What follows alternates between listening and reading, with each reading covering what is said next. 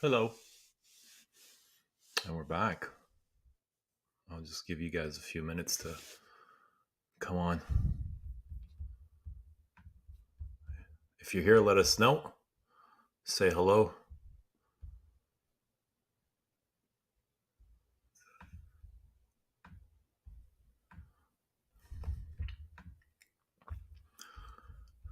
What's up, Edgar? Waiting is the hardest part. What's up, Hanson? You got one person here. We got two people here. I got Honest J-Bo and yeah, buddy. What's happening? Well, if you were listening, you would have known I was coming back. What's up, Daniel? I told you I was coming back. I just left temporarily. And I will put out the link. What's up, April? What are you doing? I'm tending bar. It's my bar. What would you like to drink? Tara. Come on, Tara. If you're home, if you're kept, come on. Bri, come on, show us your new tattoo. Let's see what it looks like. But I myself went for dinner. Got dressed up, went downtown, did a little bit of sniffing, went for a drink, had dinner. Great place to stream, Tara. Stream from bed. We're okay with that. And you know what I realized? It's like I barely wore any perfume the whole day. Shot of Iris Ganoche, please. For you or for me? Oh, really? I didn't realize that. Live stream scheduled for April 10th. Well, what the hell's today? Today's the 9th. I mean, with half an hour, it'll be the 10th. My mistake. I didn't even realize that.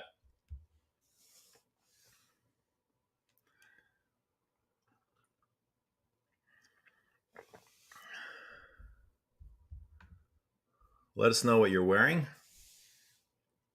Let us know where you're watching from if we're not familiar with you.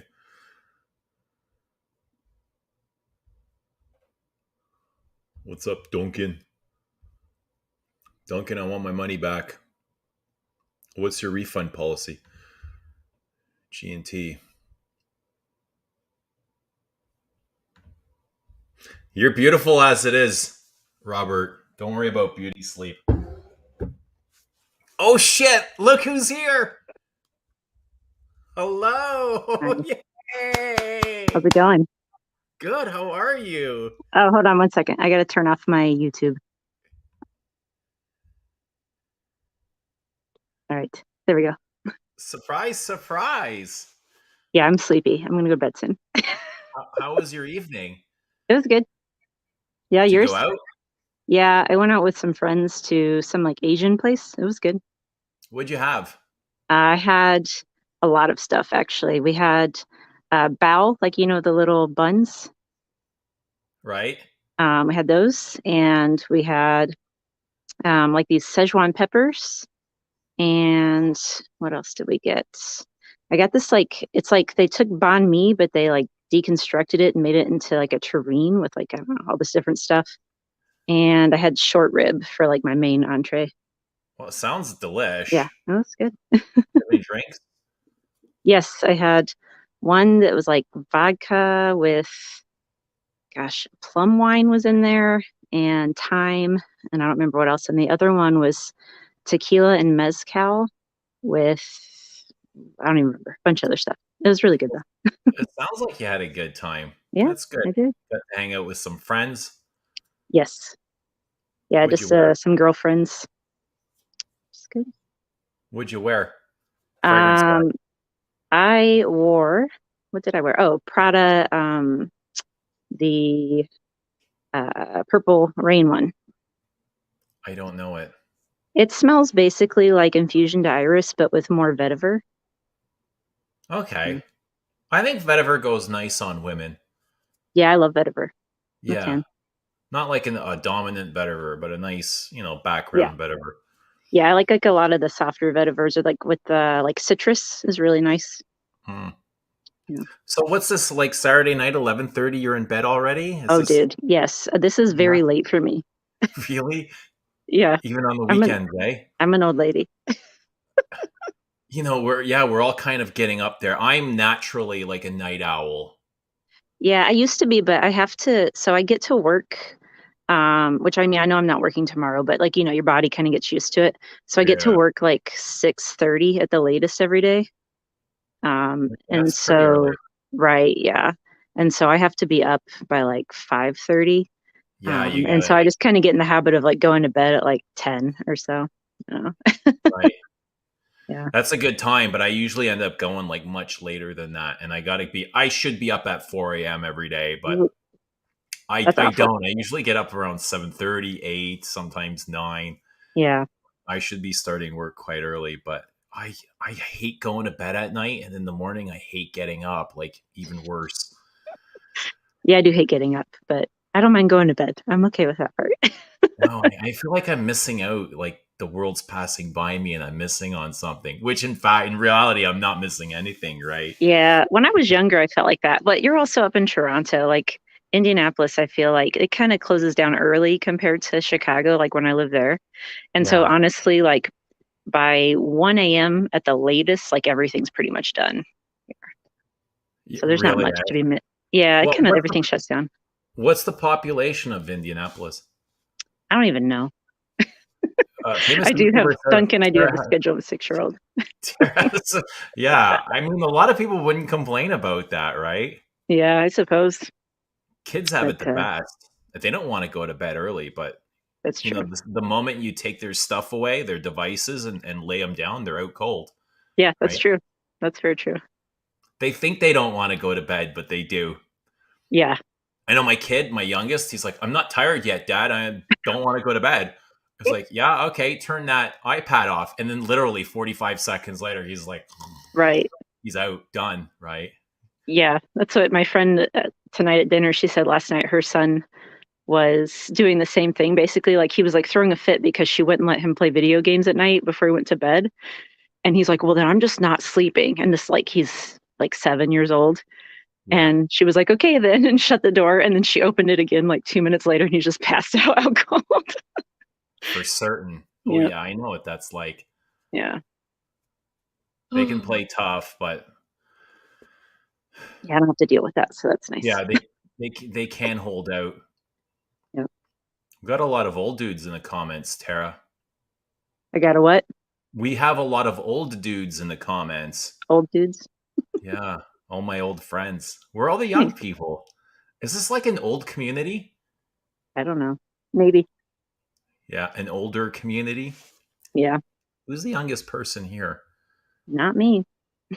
It's certainly not me. I'm up there. It's probably Bry. Brian's probably Yeah, got to be the youngest. probably. Daniel's quite young too. Interesting. It's all the old dudes. They find a place to convene and hang out, right? It's okay. We like our little place. Yeah, for sure. What are your plans for the rest of the weekend? Not much. Tomorrow I need to go to the grocery store in the morning, so that's exciting. Yeah. You make a Um, plan of it. I might try to like film some more videos tomorrow. I don't know. We'll see if I get around to it. And then that's that's it. Then I get into the next work week. But I only have like 6 or 7 more weeks until the end of the school year. So that's good. And that'll go by super fast. Do you have Yeah. plans for the summer? Um, not too much. I have a wedding. My friend from grad school is getting married, so I have that Mm, in Denver. Uh, so that'll be fun. But mostly just like I do every summer, like actually go to the gym and I yeah. don't know, be outside. It's Yeah, good. I love the outdoors. I really connect with the outdoors, with the sun, with water, with Yeah, nature. I feel it really takes me like it brings me right. home like here, Yeah, right? I agree. It Yeah, my feels good. mom's retiring at the end of this month and they have a pool at their house. So she's like, you can come every day if you want, because I won't be working and I'll just be laying by the pool every day. I was like, well, I'll come more often, that's for sure. go. Yeah, we got the lurker. Look, Tara, look who's Is here. Galen here? Hi, Galen the Galen. lurker. He's not lurking tonight. Good thing. Yeah, he's made his presence known. Yeah, that was funny. I got a good laugh. I actually had record that snippet and I I sent know it to you did Galen. because he sent it to me. Did he really? Oh my god, I can't believe how much shit goes around. This is the last time I'm sending anybody a private message. He's a lurker and a snitch. Oh, Galen, you were outed. It was so funny though. He was cracking up, and I was too. It was funny. Yeah, it was. It was hilarious. See, what's funny to us, I don't want to use the word old, but how would you describe us? I would describe myself as old, so Okay, so I won't offend you. Yeah, what us older people find funny. yeah. I guess that's what happens when you don't have much exciting going on. Yeah, I don't know. I'm easily amused as well. That's good. You got a lot of good people That's in the true. community. Yeah, that's true. He sent me a video of myself. So, pretty fair. Right? Yeah. Galen, we need to have a chat, you and me, in private. Oh, my dogs are out cold. Yeah, you have 3 dogs? Just 2 now because the one died in November. Oh, that's right. I'm sorry. Yep. That's all right. Are you okay? Yeah, I'm doing all right now. I was struggling for a while, as you know, but I'm fine. I'm doing all right. Much better now. Good. I'm glad to hear. Yep, thanks. It's tough losing a pet. I've lost Yeah, it some is. pets. And Yeah. It is. It can be tough. I guess loss of any form can be tough, right? Like, how do you Yeah, put that's true. value on life? That's true. Yeah, I know. It sucks. And you just I think, especially for animals, you just feel so bad because you can't, you don't know if they really are in pain or not. You're just trying to make Yeah. all the right decisions, and it's really They, hard. they can't speak or Right. communicate, well, in very minimal ways, but it's Yeah. not like they can say, "Oh, I've got something in my paw. Tara, take it Right. out." Yeah, exactly. Yeah. Mm. Oh well. Any plans for new pets? No, 2 dogs is enough, I think, for a while. And I have a cat too. Mm. She's 17 years old, but still Ooh, runs around like crazy and has no problems whatsoever. She's super healthy. So I think she's going to be one of those ones that lives quite a while, I that's hope, cool. which is good. I've had her for I mean, obviously, since she was little, so almost, I guess, probably 17 years, getting close to it. That's a good Yeah. age for a cat. Yeah. I So, really want to get a dog, like a small dog. Like I love mini schnauzers, but I don't have yeah. the time for it. I work and I'm Yeah, gone it is from time home, consuming. I will and I say don't that's want to leave it. a challenge when you try to travel too, figuring out what to do. Hmm. Yeah. Like even a cat. I wasn't much of a cat person. Then my brother got a cat. Like none of us were cat people. My brother got a cat, Yeah. and then he got my sister a cat. Like just bought a cat and who does that? Who gifts a Yeah. pet like that? But my sister, she's never had a cat before, but they love the cat, right? They absolutely love the cat. Yeah. But okay, maybe I can get a cat or something. Like I'm not crazy, but I'd much prefer dog. But dog, I mean, I like them both. Cats are easier though, that's for sure. they're much easier, yeah. Yeah. But you never know what kind of personality you're gonna get because my brother has this mental cat, and it's like it's all over the place. It's constantly buzzing about and jumping Yeah. up and down on furniture and Yep. poking into things. And the cat that he got for my sister, they're both kittens. It's like it feels like it's a 20-year-old cat already. It doesn't want to move. It has no inspiration. It just wants to lay down, right? So 2 Yeah. completely different personalities. Yeah. So you never know what you're gonna get. I kind of like them Yeah, for their quirky personalities. I heard this too that they knock down all your perfume bottles. Is that a thing? Um, so I definitely could see that. My cat doesn't knock down anything. She's pretty well behaved. She does run around like crazy sometimes and likes to play with toys and whatnot, but she doesn't destroy anything. Yeah. So I haven't had that issue. Also, though, I have similar to your cabinet, right? But I have doors on mine. So Yeah, she also doesn't get a lot of opportunity. But anytime I have it open, like if I have it open, I'm like sitting on the floor in front of it messing with stuff. She'll just come and lay down right next to me and not care about the bottles whatsoever. that's cool. She's not intrigued by the smells or anything? A little bit. The Great Pyrenees that I have, he's much more into it. Like he will smell every single thing that I put on, and Really? like he'll come and smell me for like 10 seconds straight after I put something on. He's like, "Oh, that's interesting." Yeah, but yeah, the cat just she kind of like every once in a while she'll sniff. You can tell when she doesn't like something though. Like most of the time she just doesn't react at all, but occasionally like I'll spray something and then she just like gets up and walks off. She's like, "No." Yeah, yeah, she's sending a message. Yeah. So, I don't know. Find that they're more drawn to, let's say, animalic things, or Not really. No, no, I haven't. they I don't haven't know. noticed that. Yeah, I don't know. I thought about doing just like obviously this would be a stupid, like not serious video, but like seeing how long the dog that likes to sniff stuff, like put like comparing 2 or 3 fragrances and see how long he sniffs it to be his rating. Like the Yeah, longer he sniffs it, the more he likes it. My dog rates my perfume. right, right, right, right. All right, so does he have any favorites up until now? I honestly don't know. He seems to smell everything. I'm not even sure if there'd be much variance because he seems like so intrigued anytime. I think he just likes to smell stuff in general, but he Mm. seems so intrigued with all of them. It's like, I don't know that he has a favorite or if it's just like, hey, this is new. I want to smell it. So So I went down to the Guerlain counter today, thinking I was going to pick up the 2 newest releases, the and musk one. yeah, the musk and the spicy exquise. And Oh yeah. I was excited, I was ready to plunk down some money, and I walked away like empty handed. Oh man. Yeah, and I was so happy, Yeah.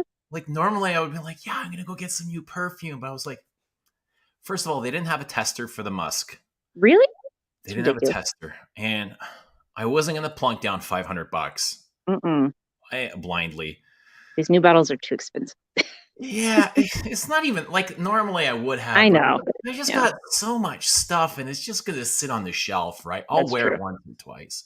That's true. And I'm just kind of over that now. Yeah. I Yeah. don't need to Especially if you buy can't perfume smell it. like to kind of fill me up as much as I used to at one point. And the other one, it was like, all right, this is just more of the same, right? It's Yeah. just more of the same from things in that line. So I was like, I'm okay, I'm gonna go home. Yeah. But doing some sniffing, I found much more. I found other things much more interesting. Like I keep going back to Serge Lutens in those Yeah. Grat seal bottles, and everything I smell, I'm like, wow, like I like this. I have so much trouble tracking down samples for Serge Lutens because we don't have any access to it here. So usually it's like my friends will send me some decants or something. Mm, yeah, Serge always kind of it hits the spot, right? Yeah. Serge hits the spot. What Yeah. else? The ones I have I really like. I smelt the Surge. I really liked a lot of those Surge. And everything else, I'm really familiar with. I don't feel like I need to add anything, or there's going to be many things that going to improve my collection. So Right. yeah, I just had a nice drive downtown. It was a beautiful day, and Yeah, it's good. went for dinner alone afterward. I took myself out on a date. Good for you. Yeah, yeah. I know a lot of people are really cautious about that, but I used to do that a lot when I lived in Chicago. But yeah. it's like Oh, here I don't do it as much because it's like you have to drive everywhere here. But it was like more of like when I would just be walking home in Chicago because I just walked everywhere there. I would just stop places and do that. yeah. Yeah. I hang out alone quite often. I'm comfortable with it. Yeah, I I'm don't mind it either. I've gone to the movies alone. I've gone to bars alone. Yeah. Yeah. Bars Sometimes- and like I've never really been to the movies alone, but I also don't go to the movies often at all. So Yeah, yeah. in No, general. I haven't done it in a long time. Like Yeah. that's something I used to do in my 20s. Is just go to the movies alone. Yeah. Instead of go to school, I'd skip school and go to the movies. Right? That's no good. That's supposed to skip your classes. Yeah. Of course, a teacher is going to say that, right? Wouldn't want Nobody my skips my class. Everybody loves my class. That's not true. apparently, yeah, apparently. Well, we'll leave it at that. There are definitely some kids who have skipped my class before. Yeah. I Yeah. remember when I was in school, they sent. 'Cause I would forge my father's signature. Eugene is gone for the day. Yeah. and I would forge in one. They hang on to though. I didn't know this. I didn't realize at the time. And they sent them all home to my dad. They had collected that 23 forged like documents, Yeah. papers saying Eugene is going to miss. And he came home from work at like 3 o'clock in the morning and checked the mail, and he lost his mind. He came and he woke me up. He's like, "What the hell's going on? What's up? What's wrong with you?" Like 23 missed days. I was like, "Wow, Oh I my don't God. know." Just like I'm just enjoying life, I guess. I don't know. Yeah. I know this will shock you, but I never once skipped school. Really, eh? Yeah. The only thing I ever got in trouble for, and never even in high school, like when I was younger, I would get in trouble for talking a lot, like when I was like in elementary school, but I never got in trouble. Mm. Doesn't mean I didn't ever do things that maybe if I got caught, I would get in trouble for, but I never got caught at least. I was always getting in trouble in like that age, like in Yeah. school or out, just out and about. I don't know. I guess it was a guy thing. Yeah, probably more so that too. And like, I don't know, I just like, I was just like, I was probably pretty, for the most part, pretty easy to raise. I'm stubborn, so that would probably be annoying. But like in general, I just didn't really feel the need to be too rebellious. So Yeah. yeah. I remember even like my dad's not he's not a very aware person. And I remember when I'd get tests, they'd have to be signed. So I would have the test and I would put a cover letter on top, my own cover letter, writing like this imaginary score, and I would cut out a little blank for him where I wanted the signature to go on Oh the my next God. page. I go, "Dad, you got to sign this for me." And he'd be like watching the news. He'd be like, "All right, where do I sign?" Like this kind of thing. Oh my God. Yeah, That's so so it's funny. really easy to just kind of deceive him, and he'd have like no idea what was happening.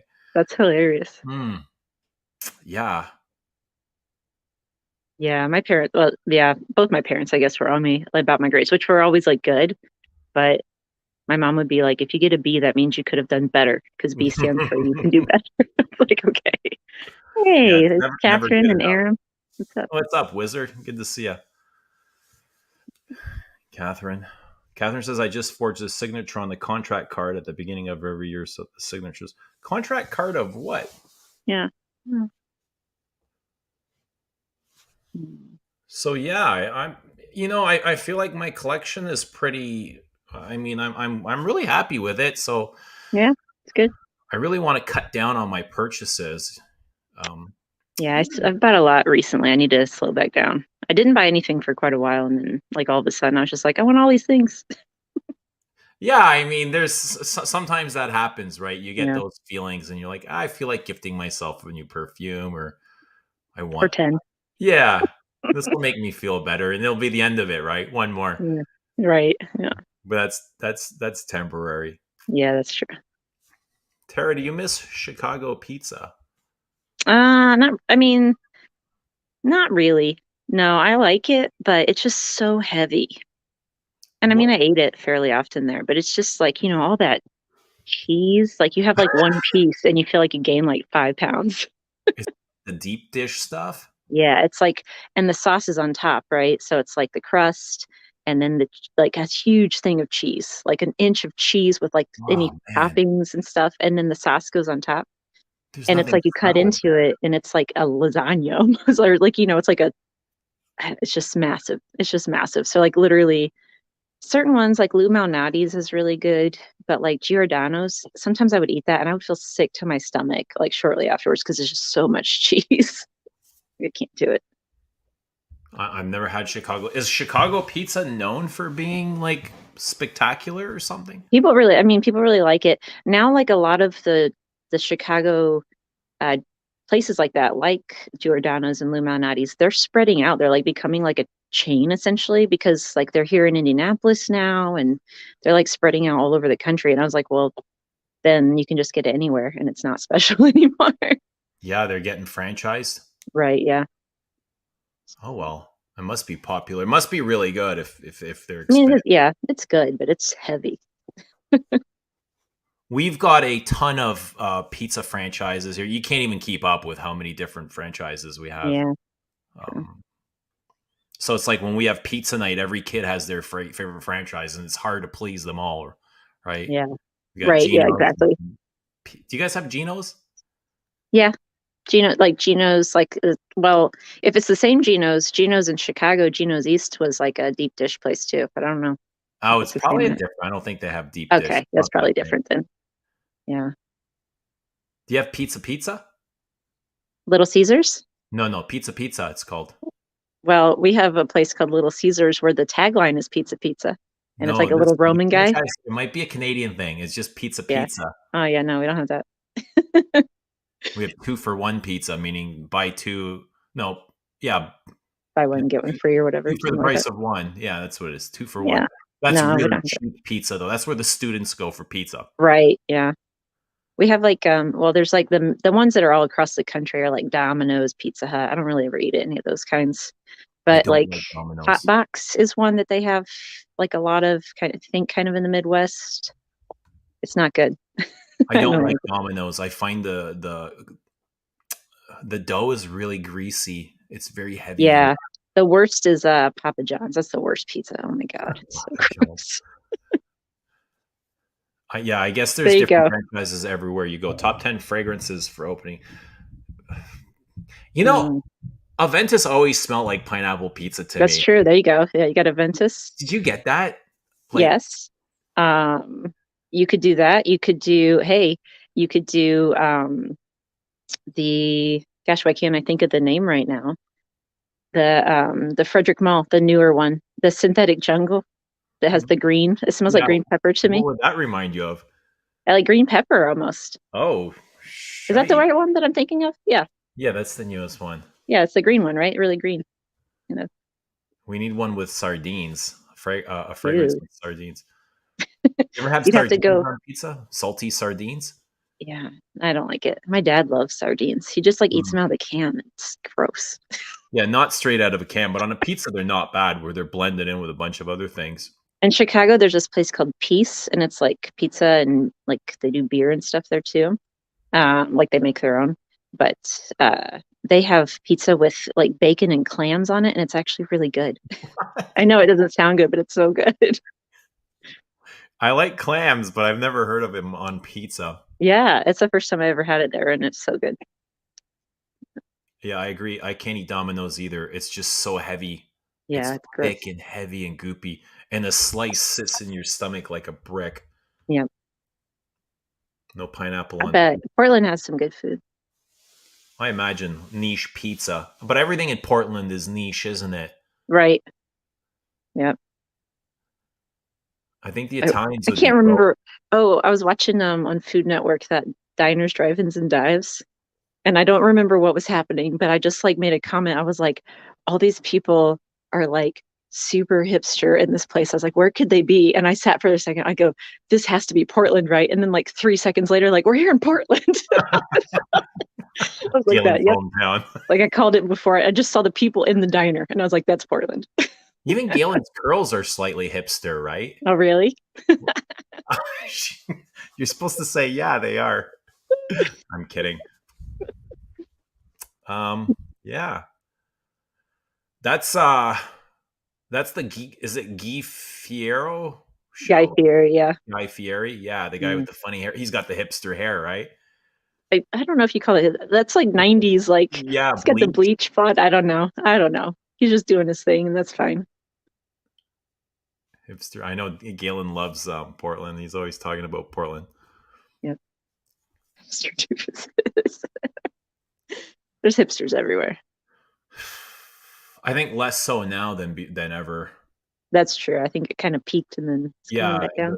the fad is dying out. So what are Yeah. they working on? Like, what's going to be the next fad, the next in look? Now that hipsters like, do I you don't see know. Like trends happening in your schools?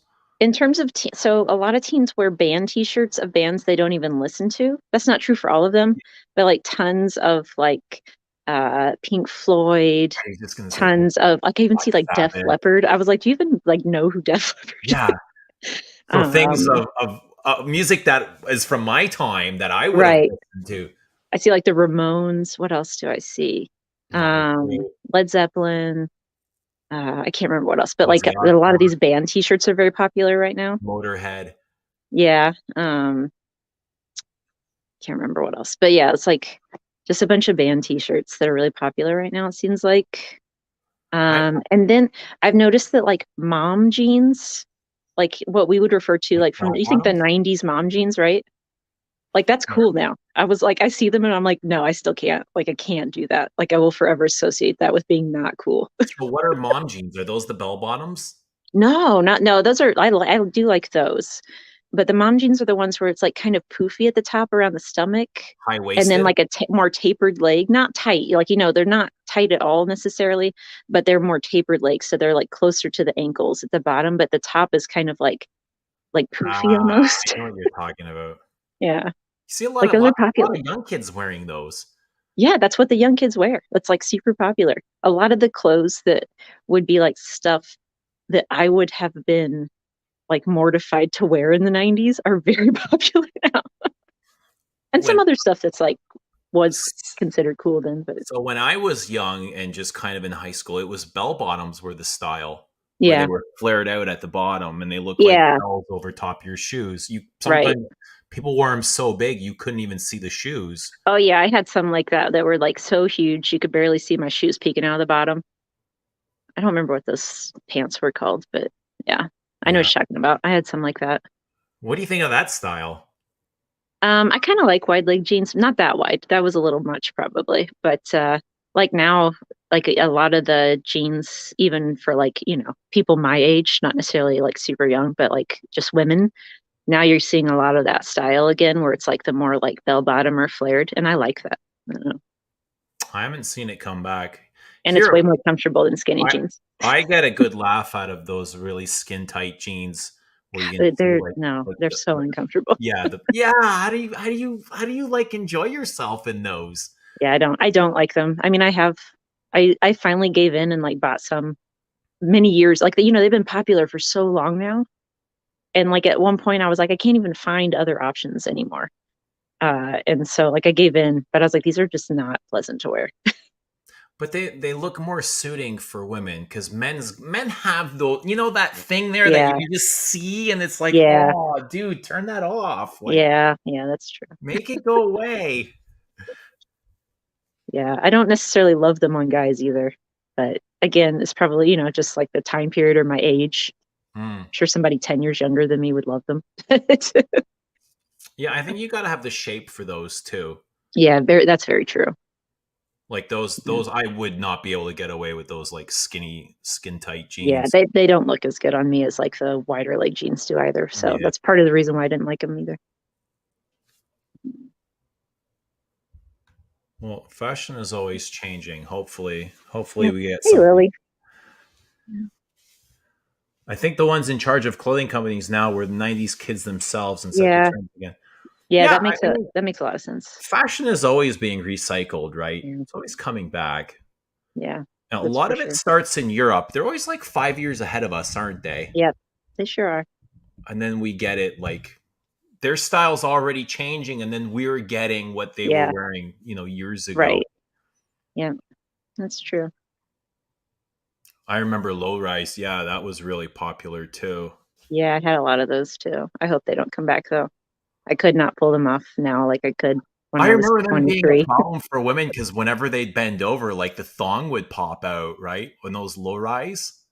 Yeah, I made sure that that didn't happen because I have a little bit of class, not a lot, but a little bit. Yeah, yeah, it's not a yeah, it's not a good look, right? It's not a good look. I Yeah, mean, I'm sure a lot of guys don't mind seeing it, but it's not a good look. yeah, it's not. Yeah, not classy. Oh, Who else is oh, here? It's a really quiet chat. Whale tail. Is that what it's I'm really called? sleepy. All right, don't let us keep you up. Yeah, sorry. All right, I'm gonna get off here. I might stay in the chat for a minute, but I'm gonna go to sleep soon. All right, no worries. Have a Yeah, good good night. talking Thanks to for you. coming on. It was good seeing you. Yeah, you too. I'll see you later. And enjoy Bye. grocery shopping. Thank you. Good night. Good night. And there she goes. I'll drop the link. See if anyone else wants to come on. Thornold, why don't you come on? Say hello. Hanson, why don't you come on? We haven't seen you. Bobby O. Click that link, Bobby O. So I went down to the boutique, right? And I got to smell so Musc Outre Blanc, they didn't have a tester. And I wasn't going to plunk down the money. I was like, okay, they're getting like testers in 2 or 3 days and they'll come back. But I tried the Epice Exquise and I was like, man, it just feels like more of what they've already got, just blended differently, right? It's like pieces of this, pieces of that, dry, peppery woods, very soft. It's much softer than the rest of the line, the Absolutes d'Orient. And so there's already, I don't know what, 7 or 8 of them. And from the 8 to the 7 or 8, I genuinely only love 3 of them. Oh, we have a guest here, a virgin guest, never before seen, and I will add him to the stream. Everybody say hello to Alan. Yeah. What is happening, Alan? Good to see you. Good night. Good evening, everybody. I haven't been a virgin for a long time. I don't know if that's good or bad. I did not mean it like that. Are you hiding out in the closet? I am in the closet. This is the Perfume Closet. All right. Cool. Let me blow you up. Let's have a look at that. What do you got going on back there? Let's see if we can. Let's see here. Okay, that's a nice size collection. Yeah. Let's see. Go through it with us. Like, kind of tell us what you have going on there. What are we looking at here? Alan, can you turn your camera sideways? Yeah. There we go. That's much better. Hang on. Step ladder here. I'm too short for this job. So this is the best place in our house that we could find to do this. Well, at least for me it is. So what do you want to know here? Anything specific? Can you tell what everything is? Just kind of tell us what you got and what you enjoy. I don't have anything organized by niche, by alphabetical. Everything's just kind of like this is where it looked best on the shelf. Right. For what it's worth. So let's see here. What have we got here? Shit, oh dear. Okay, this is the new one I got today. This is the R by Pantone Roma. That's what I'm wearing right now. That's nice stuff. Alan, we can't see it, Alan. Whoop. That's this one right here.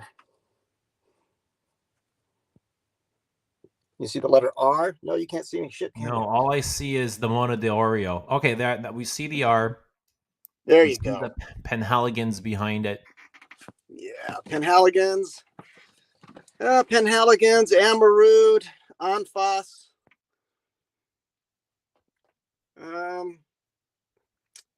Ordo Parisi, Fahrenheit Centauri. Absolute. Which Centauri is that? This is Chambeau. This is an oud and musk. It's really soft. It didn't get good reviews. I think it's great. Okay. But it sits really close to the skin. And that was a limited edition. Then you've got some, let's see what else. Floricos in the back. And Histoire des Parfums. And coming down, I need a light is what I need. Complicated down here. We've got all the... I see a lot of Cartier exclusives. The 9 Cartiers, and I was hoping she'd put out a 10th one for this year, but she hasn't done it. And then we've got some in the back there. You've got... what's that bottle right in the back that looks like a heart valve? Sense of Wood. Yeah. What is that? This is actually out of Park City, Utah, which I actually didn't know when I purchased it. So they macerate their perfumes in different kinds of barrels, different kinds of wood barrels. So I've got 3 by them. It's nice stuff. It's definitely niche. You've got some Gucci exclusives. Gucci's, yeah, and the Louis Vuitton, some cupcakes for those of you that like cupcakes for men. Right. I think I see some Fragrance du Bois back there. Fragrance du Bois, a couple Fragrance du Bois, not too many. That's about as many as I can tolerate, quite frankly. What are the people in the chat spotting? What do you guys see back there of interest to you? Anything interesting? Got about 5 more shelves. All right, take us through the shelves. All right, so you've got your Riche Lador back here. Strange Love, which these are great ouds. For anybody that's looking for stinky India ouds that are really well blended, those are terrific. Are they artisanal? I'd say yes. And it's going to get dark here. I apologize. I don't have better lighting in here. No worries. So this is Chopard, of course, has some ouds, Oud Malaki, and the incense. But Chopard also has 4 in this line here. Garden of the Kings or something like that. I can't remember.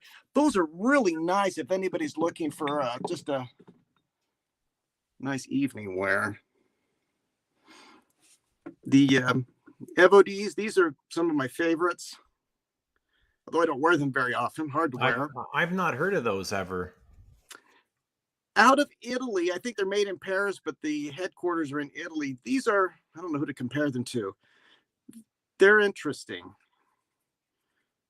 That's a stupid way to put it. Not really, because not everything is interesting. Not everything is interesting. It is. I know, it just goes without saying. Right. Okay. All right. And can you pan out a little bit, like pull back, pull out, Alan. You're a little too deep for our taste. Is that better? A little bit better, and just pan down a little bit.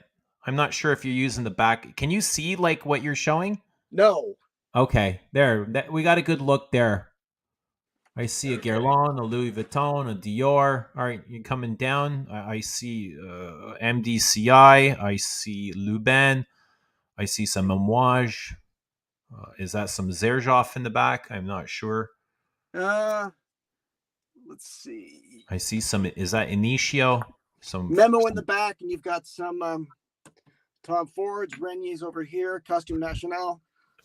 Bunch of florists, somewhat minis. Couple Nichanet. And nothing terribly exciting. And then shelf down here. I guess there's more designer stuff down here. Just pan down a little bit. See. Pan down just a little bit. Okay, what are those little sample vials at the front? These are all these are 10 mil ouds out of the oud collection from Aaron Terrence Hughes. All of those right there. From where? Aaron Terrence Hughes. Okay, how are you enjoying those? Good night, Tara. How are you enjoying like these. I think they're terrific. If anybody's looking for a heavy hitter, I think he does a great job, but they're certainly not for the bashful or the shy. What do you mean by that?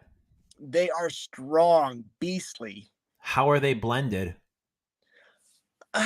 Some are blended better than others. Look, my 2 favorites, Tabak. No, that was good. Tabak. The only 2 I have in the larger size. And Forbidden. Those 2 are gorgeous and the best blended. These other ones I wear, but not as frequently. Okay.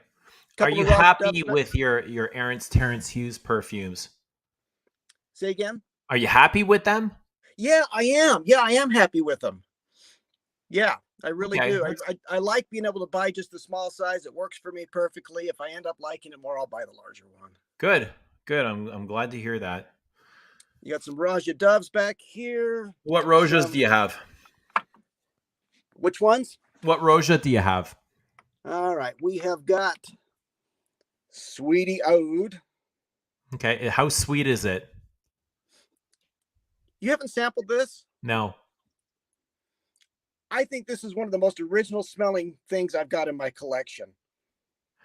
Moderately That's a sweet. huge statement considering that it's a Roja Dove. I don't know anything else that smells like this. I really don't. So, like him or dislike him, I don't know where else I'd get something like that. Okay, cool. And then this is H. This is the exclusive oud from Harrods. A really dry, herbaceous, springtime scent. Enigma oud. This one doesn't smell like it has any oud in it. It just has the name on there. This is a peach and rose. This one's fairly sweet. What's that called? Enigma oud. Okay. And then I've got the old amber oud, and musk oud as well. I've got musk oud, and I love it. Yeah, those are nice. I have a hard time wearing them, finding the occasion to wear them. I don't have amber. Do you find them similar at all? They're very similar. What separates them? You know, I think you have to get to the dry down before you even know what you're wearing half the time. Really? So these days, I'd say pick one that you think is going to work for you and go with it. I'd go with the amber or the musk. And just call it good. Right. So do you think you need both? No.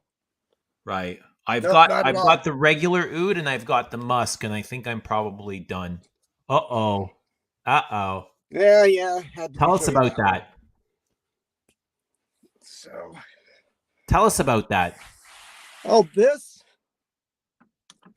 Hey, so you know what? Back when this came out, I was working for the airlines, and they actually had a promotion for this through a magazine. It was through Arena Magazine. And I filled out a form and sent it in and was able to get, I don't think they gave me a free bottle. They gave me something, probably soap on a rope or something. But this is, I wish I still had that. I think the original was probably better. The original certainly seemed a little more profound, a little deeper. But what is that? Nice. What is that you're holding? Is that that's Balenciaga Pour Homme? Yeah. The perfume. Correct. And then, so how do you like it? The pull out. Okay, there we go. Let's see. This is just stuff that fits underneath. Don't know if there's anything that exciting down here. Let's see. Tamines are nice if you don't have those. You know that. I do. Love that. There's a lot to love there. Big, bold perfume. And then the last, some Alexandrias, some Byrons, Rania J's. I gotta say, like, just quickly scanning through this, that you have very bold taste. Yeah, I do. I like orientals and I like woods and I like spices, and most of that comes across as being pretty heavy. Yeah, there's nothing subtle here. Not much. Not much. This is fairly subtle, by the way. That's a nice subtle lavender. Okay. I've never smelled this. This is probably one of the saddest perfumes in my collection, is this one right here. What is it? Prada, Marienbad. Okay. Smells like an old library. That actually sounds pretty good to me. It is. It's nice, but it's very melancholy in my opinion. Well, compared to everything else, I imagine it's not as interesting, because you got a lot of punches in the face here. Stinky stuff. It looks like you like the dirty animalics. I do like dirty animalics. All right, tell us about these chemies. Well, Chemi, I don't have all of them, but these are the 8 out of the 10 that have oud. I don't have the other 2 that are non-ouds. I don't have those. These, I like these and I wear these. So it's not like I have them and don't wear them, but I really enjoy them. But I know they just choke people out. Can you pan down just a bit? Do you wear these to the office? Well, I work from home, so. Okay. But yes, I do. I would wear them to the office. Yeah. Do you think your coworkers feel comfortable when you wear those to the office? You know, the way our office is set up, there's nobody who even there's nobody even near me most of the day. I have a cubicle, and the closest person is another 6 or 10 feet away. Right. So if it were a full office, I would give it a second thought. I wouldn't be cruel. No, not intentional. Well, yeah, I would. Okay. And you've got some Ramon Monegals in the back. And a couple of Spirit of Dubai's. Pan down. Sorry. No worries. Spirit of Dubai. I really like those bottles. The caps on those chemis they look gorgeous. Oh, the chemis. Yeah, the caps. How heavy are those? They are hefty. You could kill somebody with that. So yeah, they're heavy. Have you ever tried? I refuse to answer that question. All right, good response. I don't know. Anyway, that's about it. That's it in a nutshell. All right, cool.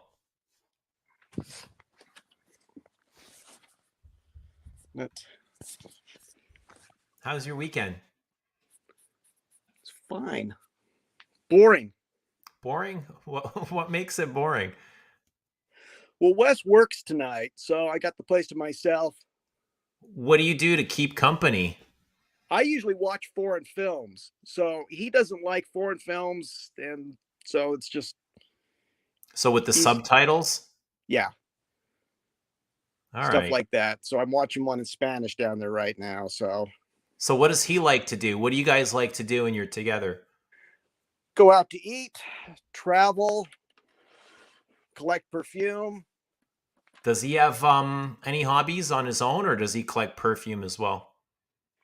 He collects perfume. He doesn't have as many hobbies as I do. I wish he did. Don't tell him I said that. Never. Your secret's safe with us. But that's Alan Hansen. Somebody's asking. That's Alan Hansen. Anyway, that's all I got. That's a lot. All I got. That's a lot of perfumes. How long have you been collecting for?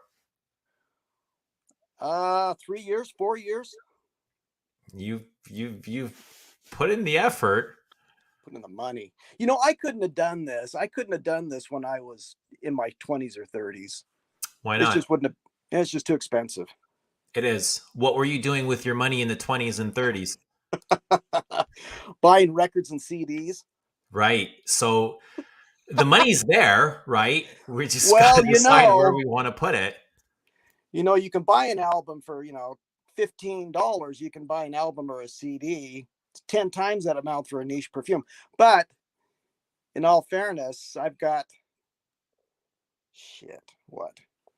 a couple thousand pieces of vinyl and about 5,000 CDs, something like that.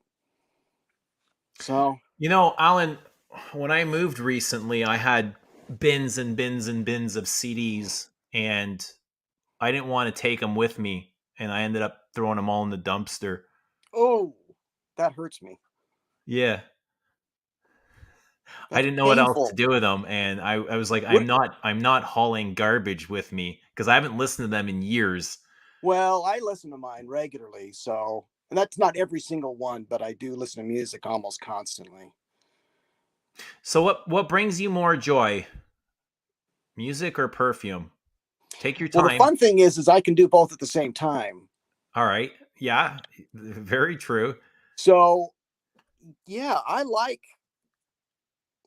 don't know. It's nice to be able to multi-layer your hobbies. Put on some perfume, sit on the couch, listen to some music, do some writing. Incorporate all those, or in the kitchen if I can do some cooking. It's hard to mix perfume when you're cooking, but you can certainly listen to music while I'm cooking. So That's if you good. can only do one, if you can only buy vinyl or perfume, if you had a choice, does one bring you more pleasure than? I'm trying to put you on the spot. I know you are. Um, Here's the deal here. Because I write as a hobby, I mean, I'm not published, because I write and I've been writing since I was 6 or 7 years old. If I had to give one up, it would probably be the perfume. I know people don't want to hear that, but it's because I write and because I write lyrics and short stories and things, which is more closely related to popular music and different kinds of music. That's probably the one I'd hang on to. Music, eh? Yeah. The Okay. good news is I don't have to pick, don't have to choose. Yeah, no, you don't. But music is great to connect to emotionally just as well as perfume. Um, it's amazing how much you can listen to the same song or wear the same perfume over and over again and get a different experience out of it each time. So, and then the question always comes up: do you use, well, in perfume's case, do you pick a perfume based on something that matches your mood, or do you choose a perfume that's going to correct your mood to something you want? I think to me it's more important that it matches instead of correcting. Because matching or pulling out is what I'm feeling in the moment. And I don't want to distract from that and kind of So, deviate. You so know, if you're it's so if you're feeling down and out, you put on a really melancholy perfume or something that's really melancholic, or do you try to pick something that's bright and if cheerful? I'm feeling down and out, I want to know why, like what's triggering that feeling. First before anything, I want to Okay. know where's the mirror to this, right? And All then right. whatever happens after, I'm okay with, but I want to know where that feeling is coming from. What set off that feeling? That's fair. That's fair. Yeah. But there are times where I'll put on a perfume and it'll put me in a shitty mood. Like I've had that happen. I've had that happen. I feel, I hate using the word triggered, but I've done that before. I've chosen a perfume and walked away and said, what the fuck did I just do? yeah. So, like the other day I live stream about Santal 33. I'll tell you, like I went to work and I wore Santal and there was so many moments during that day where I wanted to go home and shower it off, but I was just so busy I didn't have the time to. But I kept saying I want to go home and wash this off. It's so bad.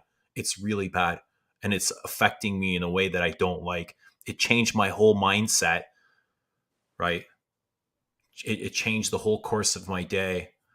Yeah, I think it can. And I know some people are going to say it's pheromones. It's like, I don't think so. I just think it's triggering a number of different emotions or feelings, or I don't know. I feel like stabbing one of our viewers, Which one? the young man right here, known as famous YouTuber. I had purchased something off of his recommendation, and I was like highly disappointed. I was let down, but I'm gonna blame it on a faulty bottle. I won't blame it on him. A faulty bottle sucks. It was an old vintage bottle, so Okay, I can't be certain it's totally his fault. then you have an expectation. Hey, So by what the is? way, Yeah, if anybody has, I'll get this out. Hey, if anybody has a problem with atomizer that stops working, I have.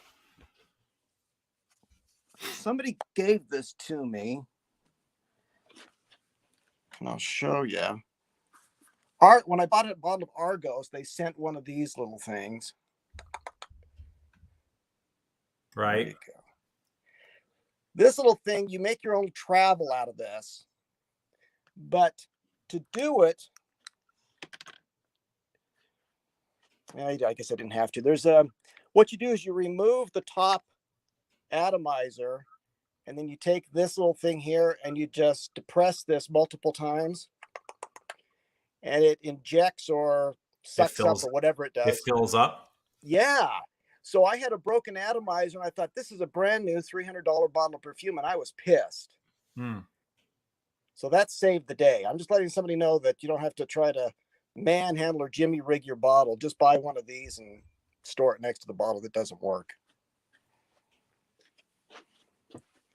Much better way to go. Famous YouTuber says, I've been telling you that Le Labo is trash free. I know that. I feel that. But I keep looking for things that I believe are just not there, and I don't know why I keep looking. So they're saying that those atomizers leak, Alan. These ones? Yeah. Do you have leaky issues? This is the only one I've ever used, so I don't know. It's not leaked thus far. It sure beats having a broken atomizer on the bottle, so I don't know. So for right now, it's an easy fix. If it doesn't last, I'll have to deal with that. But anyway. So is Wes into fragrance just as much as you are? Yeah, Wes is into not as much as I am. I'm not going to show you his because he's not here, and I don't want to do that without his permission. Okay, but were you both into fragrance when you guys met? No.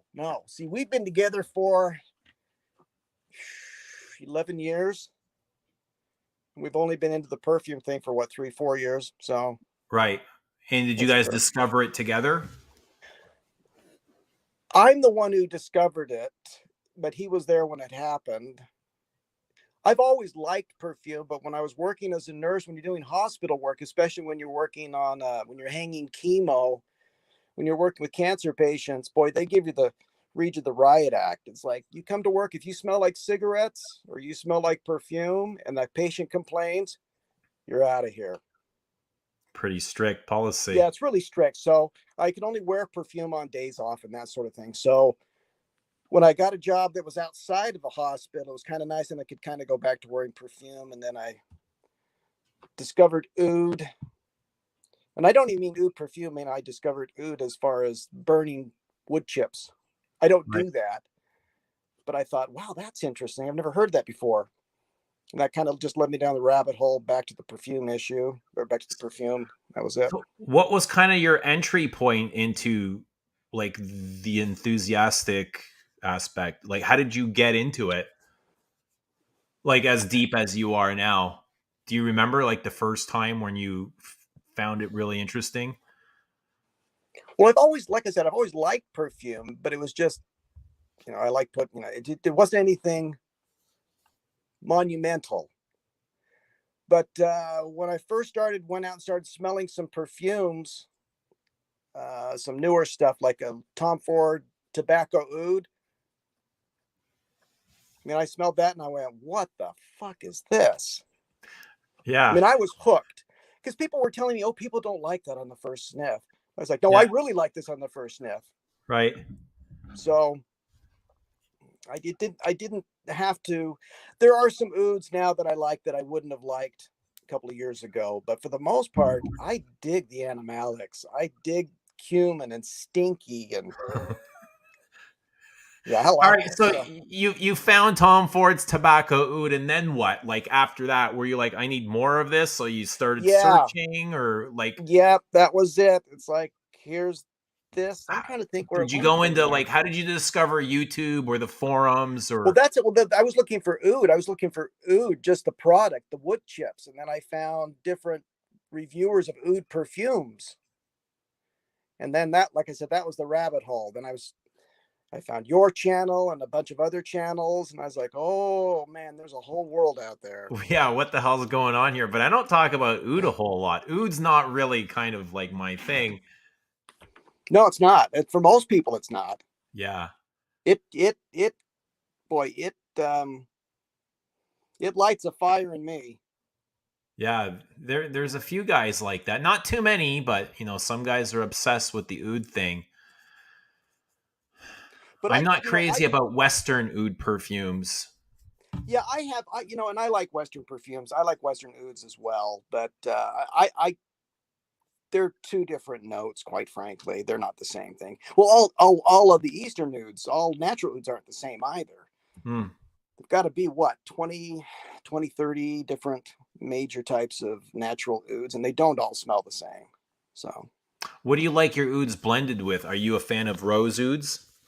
no, I No. have some. I Why? have Like some, like the oud too palau. funeral-y for you? What's that? Are they like too funeral for you? They smell like funeral No, they're parlor. just boring. Right. They're just boring. I mean, I've got oud palau and the Gucci, not the Gucci, excuse me, the Louis Vuitton. I've got a bunch of them that are rose ouds, but most of them are combined with other notes as well. Oud and amber, oud and spices, oud and tobacco. That's kind of one of the things I look for. It's like, well, right now I'm trying to find an oud and tuberose. I'm on the hunt for an oud and tuberose, hopefully something with a little bit of amber in it. I think And some Van Cleef cumin. and Arpels makes an oud and tuberose. Well, they have two. They've got, let's see, we have this one. Yeah, that That's might their be name. it. That's have a the look. oud blanc. Yeah, it's nice. It's nice and summery. And then their first oud is that one there. Which one's that? That's the precious oud. One of them is oud and tuberose. It's got, I don't even, shit.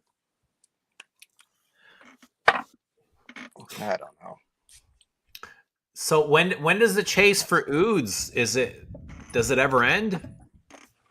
It slowed down. What do you kind of merge into, or do you just kind of shut everything down? I'm just kind of on the slow track right now. I kind of, I've had a list of things to buy for years, and then all of a sudden last month I kind of got caught up, and I'm like, wow, I didn't think that would ever happen. I have a lot of things I want to sample, but nothing's on my list to buy right now. Yeah, just kind of nice. Yeah, I kind of feel like I'm there too. I'm very content. Yeah, so I'll sample new stuff coming out, and if something tickles my fancy, I'll pick it up. Pretty easy. All right. I need to sell some stuff. That's what I need to do, is sell 20 or 30 bottles that are on the top shelf that I didn't show you. It's always a good idea to declutter. We pick up stuff we don't care for sometimes. Why do you think that is? Why do you think we kind of find the urge to buy stuff we don't care for? Because I've been there. I've picked up lots of things that I don't like. Half of my collection could probably be put into in that category. I think you buy things in haste. You don't really sample it well enough. That's what I find myself having done. There are times, though, when I bought a sample, like a very legitimate 2 or 3 mil sample, and went through it, and I said, I really like this. And by damn, I get that bottle, and motherfucker, I don't care for it. So that happens too. So it's not always, the fault of not having sampled it appropriately, because for whatever reason, right, you had a bad sample, or you had an old sample and it's been reformulated or something like that. I don't know. But buy them too quickly, or you find something else that's in the same category of perfume that you like better. I tend to give a lot of stuff away to family and friends. Sadly, I don't have a lot of people that I know who like perfume to give it to. Or even the type of perfume that you enjoy. Like this is a very special type of perfume. Yeah. It's niche to niche. But what about, the desire to blind buy, right? To take a chance, to take a risk. I've done enough of that. I have done a lot of that. Stupidly so as well. So I rarely buy things blind anymore. I mean, if the Cartier ouds, because I actually collect the series. And so when Mathilde Ront comes out with the new oud, which up until this year she's been doing pretty regularly with Cartier, I'll just buy that. But for the most part, very few things these days that I'll buy blind. I got to sample it first. I think you're pretty safe with Mathilde Ront because she has a good nose, right? I think so. Yeah, and whenever she puts something out, it's going to be well worth the effort.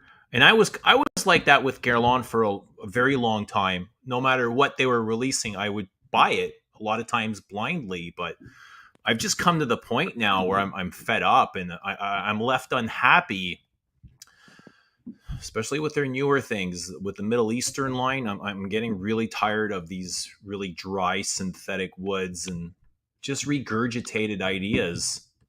Right. So I went in today and there was 2 new releases that I was excited to pick up, and I left empty-handed. I was just as happy leaving empty-handed as I would have been buying something. Now, did you? So they didn't have a sample of one of them, but you were able to sample the Epices.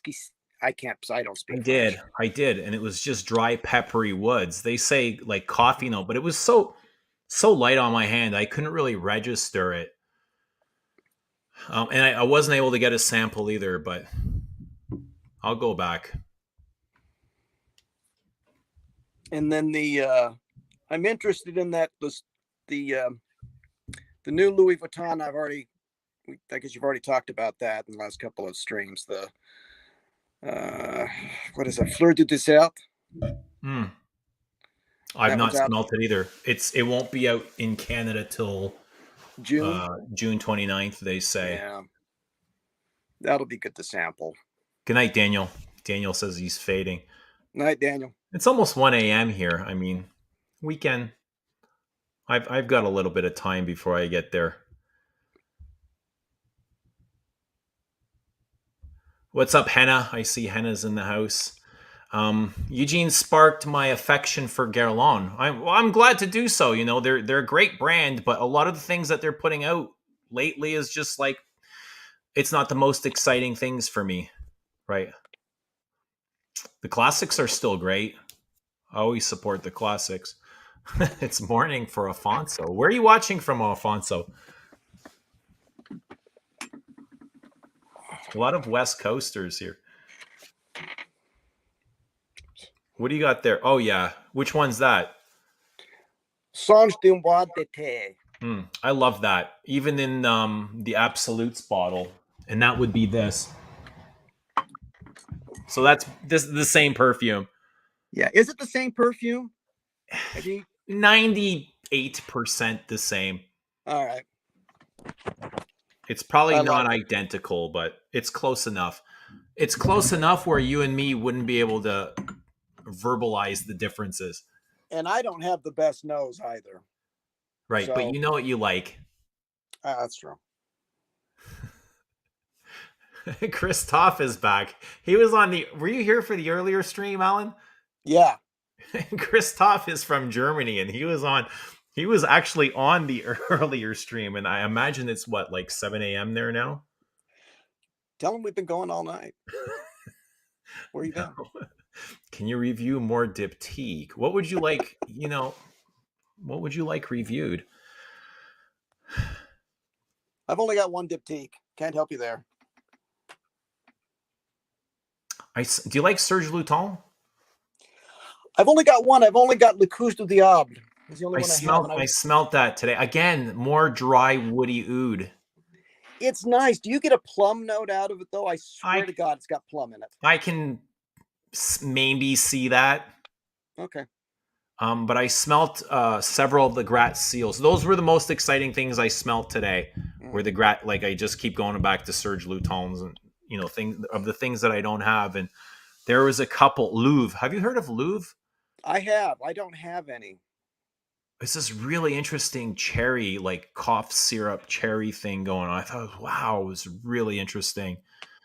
Borneo's a lot. I haven't smelled Borneo in 5 years, and it's a lot sweeter than I remember it. What else? Something called I can't even pronounce this, and I don't want to butcher the name. Oh, butcher it. My French is horrible. I should have stayed in French class instead of forging my father's signature. Can't be worse than mine. Where are you from? Where are you watching from?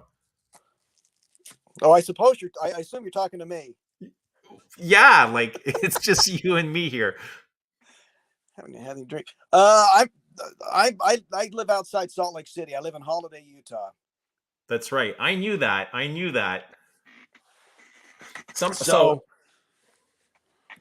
L'innommable. Is that the name of the perfume? Yeah, Serge Louton's Lenoble. Uh, I thought that was really interesting.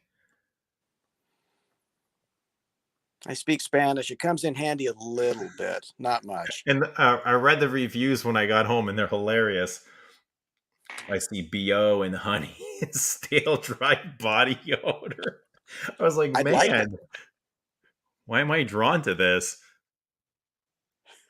I'd like it. But Serge Lutens are so interesting. A lot of them, a lot of them are very well made. Most of them are interesting. Some are unwearable, but for the most part, great brand.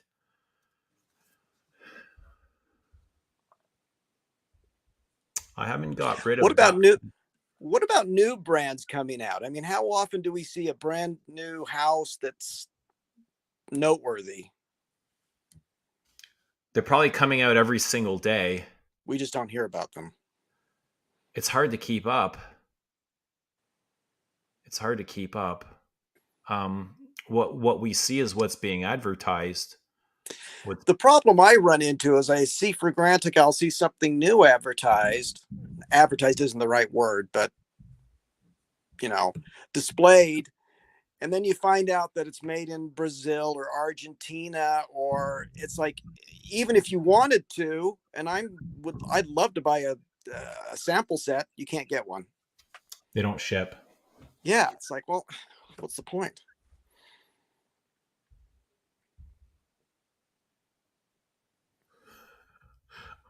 What's the Eugene lives in our imagination? He should be an author. Why? I don't get it. Why should I be an author? Well, Alan's an author. He's written me a letter. Yeah, I'm not published. But you're a writer. You're a writer. Yes, a double stream. I've been lacking in the streams. I've been really busy the last couple of weeks, so I haven't been able to upload or stream or anything. And I come home. It's like when I'm at work, I think about like creating content, but by the time I get home, I was like, I really have much more. Like I got responsibilities, like real responsibilities that I need to take care of that I don't want to set aside. So I haven't been able to, but I try when I can. I try.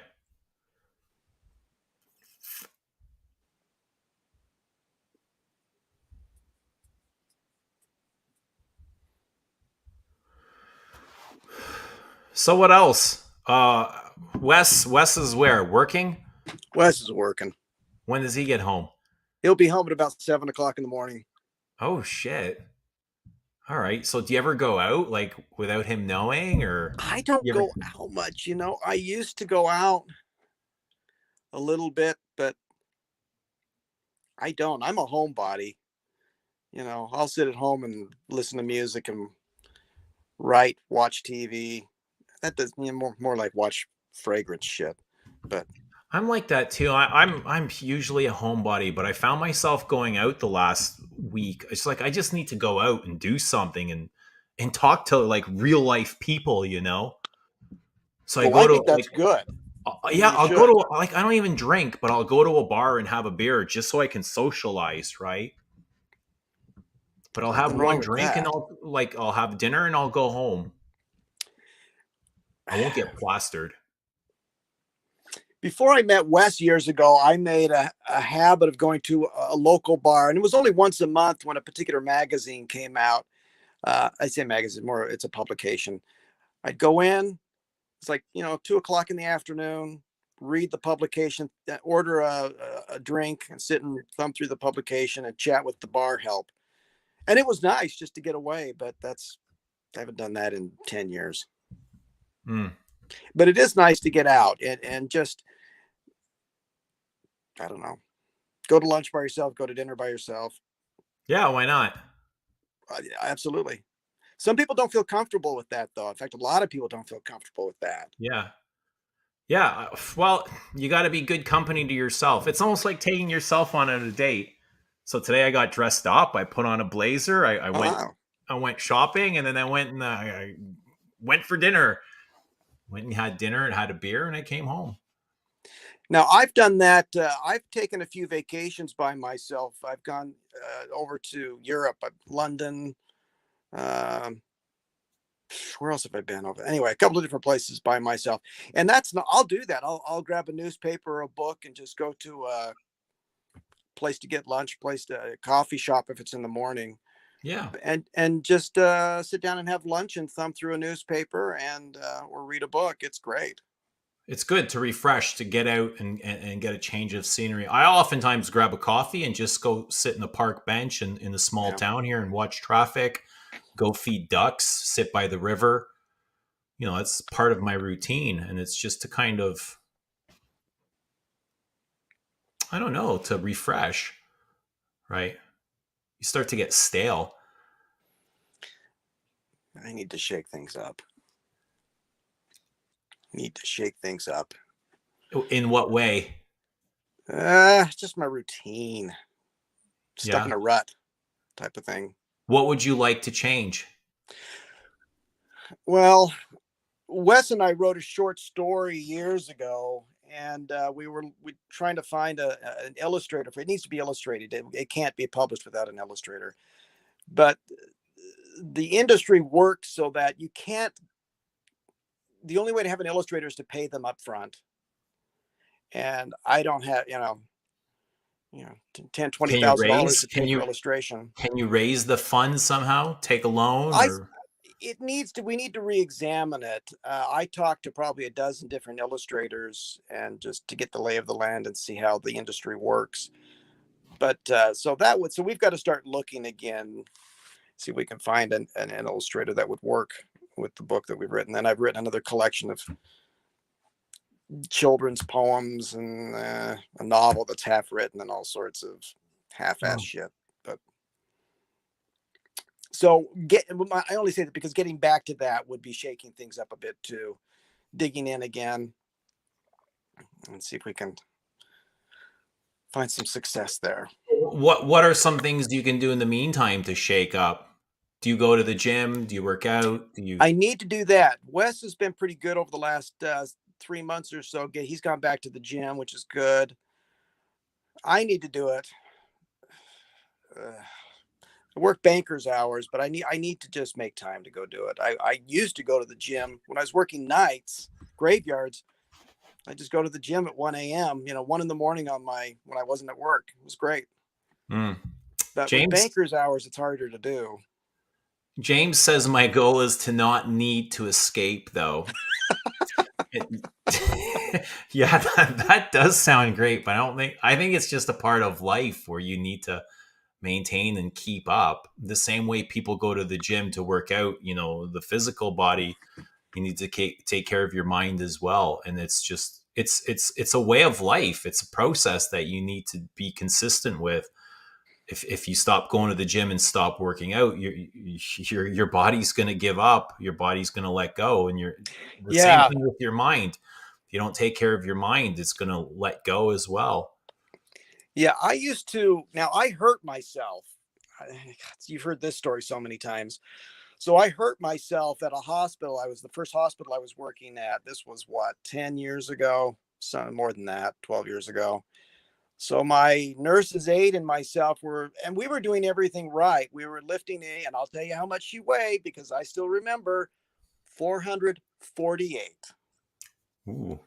And so we were moving, helping her get situated in bed. And I felt the back of my lower back popped and I thought, that's it. So since then, I've had several herniations, lower back surgery. It really put a damper on my exercise routine. And I mean, I was jogging. I was going out running 25, 35 miles a week. It was terrific. Awesome. I love to hear that. It's tough to do now. I'm really limited, but that doesn't mean that I'm totally limited. I'm making excuses for myself if I tell you that I'm completely limited. Yeah. Are there other things that you can do to replace that? Yeah, there are. I mean, I just have to make sure it's non-impact. So I need to go do treadmill and elliptical type stuff.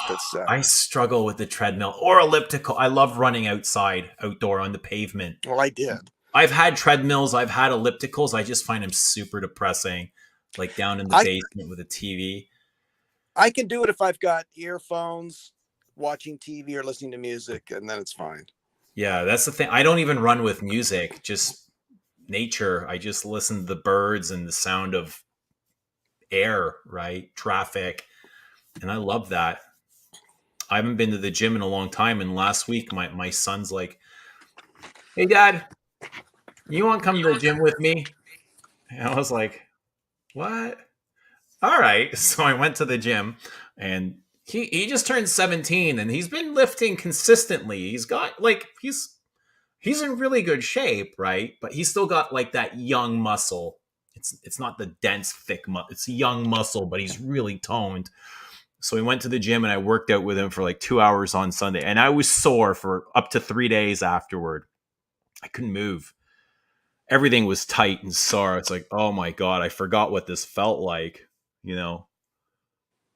And he's like, Dad, you should get a membership, come back to the gym. And I was like, all right, it's really interesting because I've always tried to connect with him and do things with him. And I guess I was always trying to get him to kind of like pull him into my hobbies and things that I enjoy. And he's always kind of resisted. He never really found any interest. So this time it's like he put out the branch and he's like, hey, I really like this. Come with me. So I was like, I accepted. I was like, okay, even though it's not my thing, I'll do it just to spend more time with you. And I went and it was great. It's good it was good to bond with him, but it's also good for me at the same time. That's good for you. Yeah. I mean, I need to practice what I preach. I tell patients all the time, hey, it's good for your mood. It's good for your bowels. It's good for your hormones. It's good for all of these things. But I don't do much of it myself. I feel like a hypocrite, quite frankly, which is that's a good motivator to get back into it for me. I don't like telling people to do things that I'm not doing. So what are you doing in place of this stuff? Like, what do you do with your time? Excuse me? What do you do with your time? I don't do anything constructive. I'm terrible. Like I said, I work after work. I'll watch a little bit of news. I don't usually write unless it's late at night. That's kind of a weird thing, but it's pretty common, I guess. Do you find it therapeutic? I have that's kind of on its own schedule. Yeah, I do. My phone is going to die here, so I'm going to carry you with me. Let's see if we can. Oh, that got dark. Holy shit. All right. Let's see if I can get this hooked Somebody back else up wants before to we come on. die. There's the link. I'll stick around for a bit longer. Are you leaving, Jonathan? Good night. I think we lost Alan. Maybe so.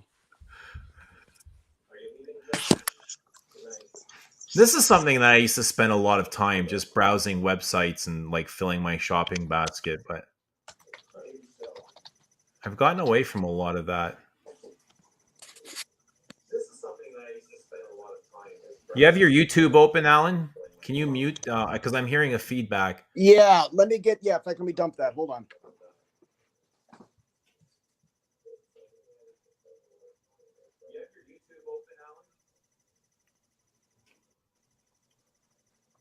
Woozy was asking about a P6 squeeze. Yeah, Woozy. I thought it was nice, but I didn't think it was anything new, or it didn't leave a lasting impression, or at least an impression big enough for me to walk away with it. So I left it where it was. Nice nonetheless, but I'm looking for something more.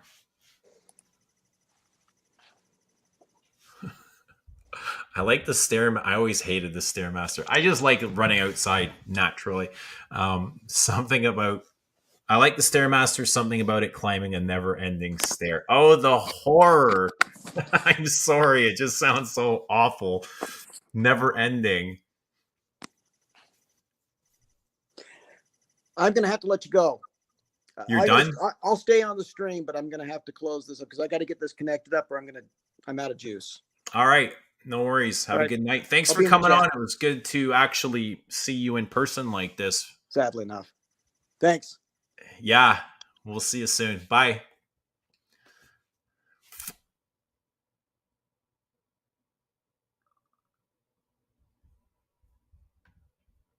Nice is better than an oud pickaxe up the nose. It was nice, right? It was nice. It feels like it had a nicer wear than a lot of the oudi ones in the absolutes, like Oud Essential. But again, I was just like, Mousse Outre Blanc is not that good. I keep hearing that. So I didn't feel like I had to have it.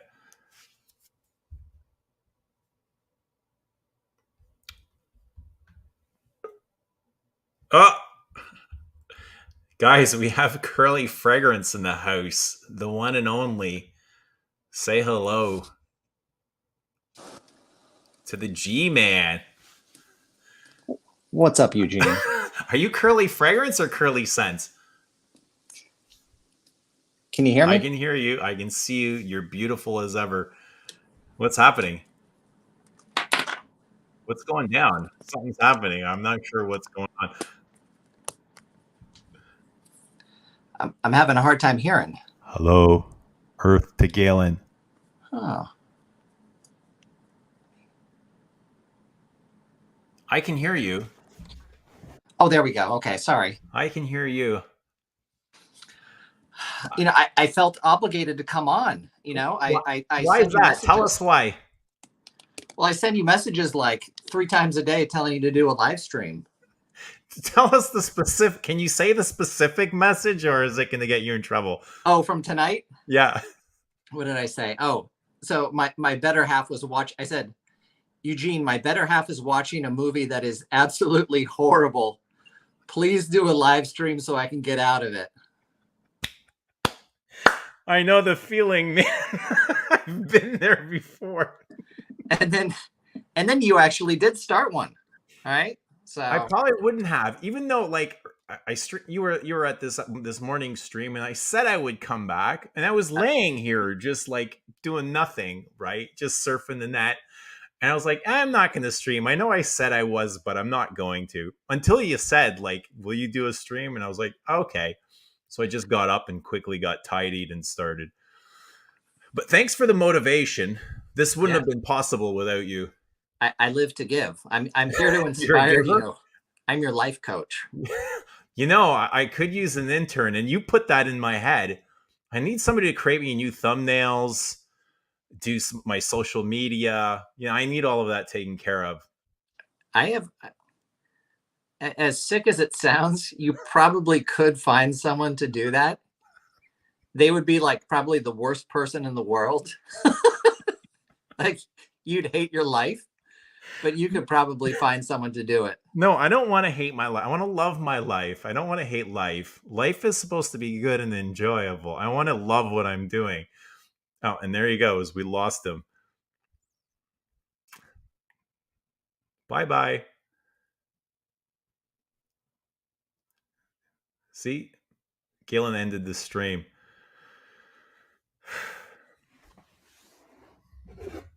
Time for tea. See, normally the old me would have been drinking coffee at this hour. Oh, look. Now I'm sorry. That's you there. Like you're taking up 2 spaces, eh? Oh shit. Hang on, let me boot you. Please do. I'm sorry. What's going on? Are you okay? Everything okay there or what? Yeah, everything's good, man. Everything's good. I really did feel like I was just listening in. Felt like I should just jump on and say hi. Well, I'm glad that you did, because streaming solo sucks. I don't think I've ever done a live stream by myself. I can remember only one, and it was with Thomas. You had live streamed with Thomas from your house. I imagine it was your house. Oh yeah. And he and I did one during COVID, but man, it's hard to get the to get the motivation to jump on, even when you're doing these. Why is that? Is it hard, or is it like, do you get nervous? Do you get uncomfortable? I think I get nervous. I'll tell you what, after doing YouTube for 7 or 8 years, I still get nervous doing these. It's tough. Mm. Like, I think a lot of people give, people that do YouTube videos a lot of grief, but I think that there's people that just have a certain personality and an ability to stand in front of a camera and just talk that most other people don't have. Like my whole career, like for like 15 years before I started my channel, I had to stand in front of people and talk. Like I've talked in front of like probably groups of up to like 400 people. I would faint. I would crawl into a hole. It's like you're not even paying attention. But yeah, so when I started doing that, oh my God, dude, like the performance anxiety, oh God, like terrible. And I still get it. I still get it a little bit. How do you feel like when you do a YouTube video? Do you ever feel like neurotic, or like, what am I doing here? All the time. Every fucking time. Every time. I'm like sitting, I know I'm sitting in this little office here. Every time I go, what the fuck am I doing? Yeah. What the fuck? I'm talking to myself. What's going on here? God, how did I get to this point? What's my life turned into? There's people out there living their lives. Here I am talking to a camera to my friends on the internet that don't even exist. They're imaginary. Nah, it's not nearly that bad, but I'm just playing it up. No, I get it. No, it's tough. I'm not sure I necessarily do it particularly well, but it's enjoyable. I'd rather listen to somebody talk. Do you think there's any narcissism involved being on YouTube? There certainly is a level of self-confidence that you have to have, like a belief that somebody wants to hear what you have to say. Sure. I mean, even if it's just a few people, right? Yeah. But nobody goes on video. Nobody creates a video in the hopes that nobody else will watch it, right? You don't go, I'm going to make this video because nobody else is going to watch it. I don't think anybody's ever done that. Probably not. Probably not. But, people do talk about this every once in a while, like, this whole idea, like, oh, you should everybody should start channels, and, they should be out there doing all these things that they want to do. And the reason I actually started doing it was because, one, I had seen enough like perfume review videos that I was like, I could probably do this. Like, it won't be the best, but I know it won't be the worst. Like, that's always like my criteria. And I remember Sebastian made a video that was like, this was like 4, maybe 5 years ago. It was like, everybody needs to start a channel. Everyone should start a channel. We need you to start a channel. And I go, fuck it. I'm gonna start a channel. Yeah. That's what it took, right? For me, I resisted for the longest time. I watched a lot of YouTube videos, probably more back then than I do now. But I had no intentions. And my ex kept saying to me, like, you watch this crap all the time. Just make your own. Like, you talk about perfume, you like it. Just go on and talk about whatever you feel. And I was like, no. It's like, I don't want to. Like, I had no like desire or will or intent. And she just kept saying, do it. Like, do it. Like, it literally, she spent 2 or 3 years telling me to start I finally did it once out of like just annoyance. I was like, okay, if I do it, will you leave me alone?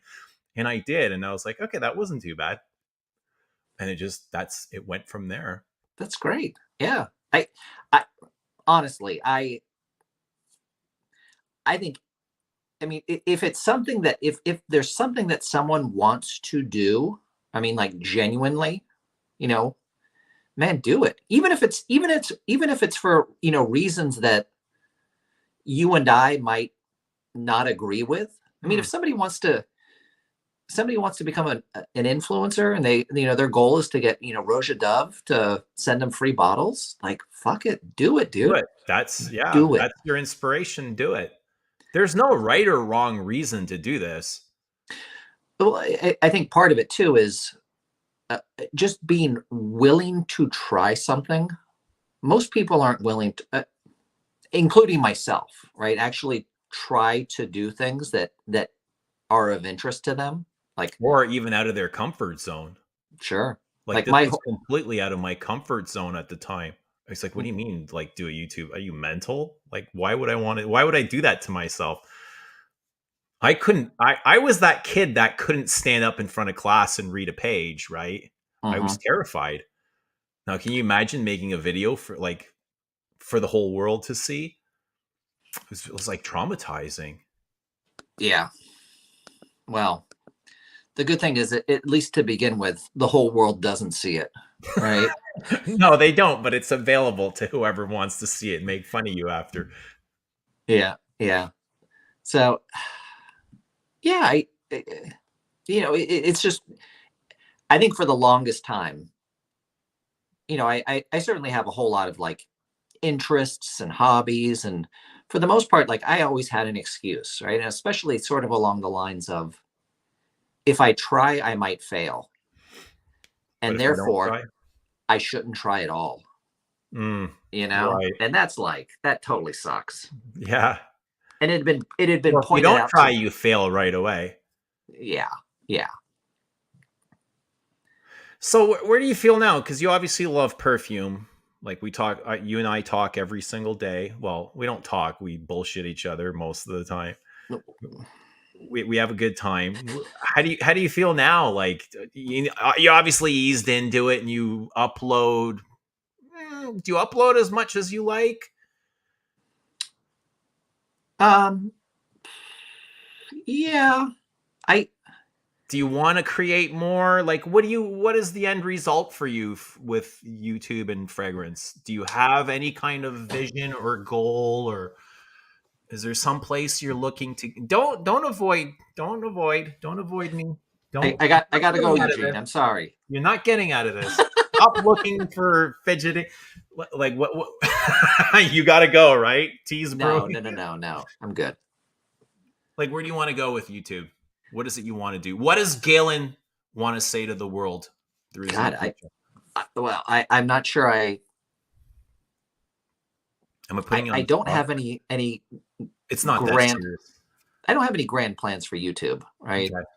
Especially the idea of being able to make a living off of it is just, I mean, if you're over the age of 15 and you think that you're gonna be a YouTube star, I don't know. Kids are making a fortune off of the internet. Probably, yeah. Some are, most are It's not. But I don't know. I think that I like it as a hobby.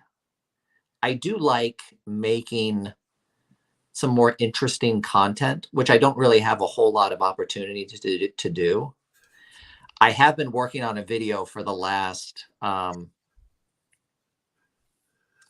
few weeks that I won't say who it's about, but it's another like 10-minute short documentary. I don't think I even know. Yeah. I haven't talked about it. Secret. Oh, this is something interesting. Well, I have a feeling that even when it comes out, people will be like, "Who the fuck is this?" But it's good. Like, and it, my whole thing is I think if I'm going to be, spending time creating something, it should be creating something that I would actually want to watch. Right. But what you want is what you want to watch. Do you think that's what the landscape of perfume community wants to watch? Um, the things that I really like to make are the ones that get the least amount of views, and they take the most amount of time. I mean, Right. like, But isn't that usually how it goes? Like the things that are more creative or that come from the heart that aren't as mainstream get the least amount. Like everybody wants to eat at McDonald's, right? That's they what people do. want to see. Yeah, like the majority of people want to eat at McDonald's. That's why they sell billions of hamburgers every year, right? They want to watch McDonald perfume reviews. That's what the majority of people want. Yeah. Fast and easy and cheap. Well, yeah. We've talked about this before, probably not on a live stream, but man, I don't watch a whole lot of reviews. Yeah. So, it's, I think it's a little bit more of the, the community aspect of it, and the creative, and sort of the, what drives people to do things. Yeah. And it's about something that I totally love. Right. Going deep and connecting with a perfumer. That's Hmm. what it seems like we're getting from you. So that's what I would like to do more of. I've actually been, Have any of the perfumers reached out to you? Or is it you contacting them? um, they've all been me contacting them. Mm. After I did that first sort of short documentary about John Beeble, he actually put in a couple nice words for me. I wasn't at my asking, but this guy Dave Kern, who runs American Perfumer and does all those sort of limited edition like perfumes with like Hans Henley, and yeah, he actually reached out to me and he was like, you should make more of these, right? And so he connected me with Shelley Waddington here in Portland. I know he's here. He's always about. He's the one that's WhatsApping me right now. Let me just quickly check because my WhatsApp is going off. Uh-huh. Yeah, it's him and Thomas. So no, I think that's what I would like to do. In fact, I've been meaning to kind of put this down on pen to paper, of actually maybe spending the next few months actually working on a more thorough, more kind of like broader perfume documentary. But Covering what? it would probably be kind of going deeper on sort of the some of the stuff that I've been doing recently, right? So it would probably be specifically about American perfumers. Mm. That's just a lot easier to do. There's just so much interesting stuff happening, and I know that there's been a lot of interesting stuff that's happened in the last 30 or 40 years. Kind of the landscape has really exploded. And I know that there's a story there, especially with kind of this, the rise of, probably back in the 70s, 80s, 90s, a lot of people that were doing like all natural stuff, like only naturals, kind of the weird sort of, perfumes that are, all chakra based or whatever. And Chakra. right, like probably a lot of new age sort of hippie shit. And then at some point I know, synthetics became more widely available, right? With like the Perfumer's Apprentice, right? When they opened up in California. I mean, I think that was probably one of like the biggest kind of like sea changes for just like the rise of like independent artisanal perfumery, where previously you'd have to have $20,000 to buy a barrel of ISO E Super from whoever, right? IFF or Givaudan or whoever the fuck makes it. Now you could just buy it in like, right? You can buy 100 mils. 100 mils, right? You could buy a liter of it, right? So I don't know. There's just a lot of interesting stuff going on, and There's so much you can do, isn't there? yeah. Okay, so if I could give you a magic wand and you could have anybody on, you could interview anybody, make a documentary about anybody of your choice in the fragrance world, who would it be? Well, the fake answer is Rich Mitch. Okay. Well, you have him. You don't need a magic know. wand for Rich Mitch. Like you could have, well, two God, magic wands then. who would it be? That's a good question. There's so many.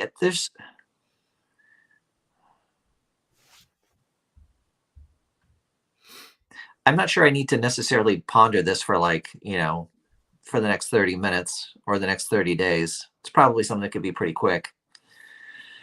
I think one thing that would be really interesting, and it's not that I'm a huge fan of his work, but I know that who is it? Josh Lobb from Slumber House has Okay. a reputation as a reclusive genius, right? Really? Yeah. Reclusive genius. Nobody knows what he looks like. He's Really? notoriously flaky. Yeah, He that's kind of like the image that I've created. Very standoffish. Yeah. Almost even like another creative director that we know. We won't mention his name. That kind of gets out of answering questions by responding rather silly. Um, very avoidant. So Josh Lobb is your answer, eh? I think Like that would no be. Jean-Paul Guerlain or Pierre Bourdon or Olivier Creed. I don't think so. Mostly because You are a hipster, aren't you? no. Well, I'm a former hipster. I'm totally lame now. Totally lame. But I think I think what I don't find particularly interesting about like classically trained perfumers or people that run these huge successful brands is they're at a point where it's like they're in the business of risk avoidance, right? and Risk avoidance. and when you're there to So avoid not risk, taking chances. not taking any chances at all. And when it comes to probably actually sitting down and having a honest conversation with someone who's essentially a stranger who will then take that and broadcast it to the world, everything is totally scripted. It's totally right. It's already been decided up front. It's tell the story exactly as it's been written Right. because we need to sell. Mm. So And that shit's boring. Like I've that's heard Wasser speak at several events, and it seems like it's the same story, just regurgitated over and over. Right? It's a story made up by Guerlain, and he keeps retelling it. You nailed it right on the head. well, and look, Roja Dove comes across truly as like one of the he seems like a really nice guy, right? Mm. But it is a very calculated personality. And I never need to hear another Roja Dove interview And you know what he's because going to say. he'll tell you about how his mom kissed him goodnight, right? Yeah. And she was wearing whatever, and it's like, oh, fuck, dude, tell So me something interesting. you don't like predictability. What is it about the smaller brands that they're able to take such chances and still stay in business? Obviously, when you take a chance, it's like you put your whole brand on the line. Gosh, actually, one of this guy who I did talk to, and I'm working on this, this short film on. He actually answered that question, and the answer is it actually didn't make the final cut, right? But what he had said was, he goes, you know, I can create something from idea, from like concept through to like a final product, and I could try it out and I could see if it works, right? And if people don't like it, it's not the end of my brand. And if, I'm not dealing with this is not $100 million business. It's not $1 billion business. I don't have to worry about Anna Wintour, like, ignoring me or, snubbing me. And then like everything goes to shit, right? He's just like, he's like, I can do whatever I want. Right. And the risk is minimal. So I think when the stakes are low, you can take a whole lot more chances. So big brands don't want to take those chances. They want to take minimal chances in order to maximize profits. Well, it's usually the case, right? So they sacrifice creativity for profits. And that's, that's what we're seeing the last decade or so. Well, like LVMH has like 200,000 employees across the world, right? It's like I don't know how many, tens of billions of dollars, right? Just market cap. It's an obscene amount of money. And like when you're at that level, it's what matters is the bottom line. And I think oftentimes creativity would be sacrificed, right? Nobody gets promoted by releasing something that smells like, an ox sphincter, right? You might like that. You might like that, Eugene, right? I think you like it. Well, yeah. But like shareholders, right? The people that own shares in LVMH, right? They want that company to maximize shareholder value. But is it going to hurt them to throw us like a bone every once in a while, to give us enthusiasts something to cherish and rave over and get us excited too? No, probably not. We're not Yeah, it wouldn't hurt. It wouldn't hurt. So why don't they do it? Well, someone could probably make the argument that they do, right? I have a feeling that you could probably make that argument. I know that you love like a lot of, like that Celine stuff, right? That's not challenging. That's just well-made perfume. You can find that almost anywhere. Well-made perfume? Or just Celine? Well, a lot of it is well-made. It's either just not exciting or well-made. Mm-hmm.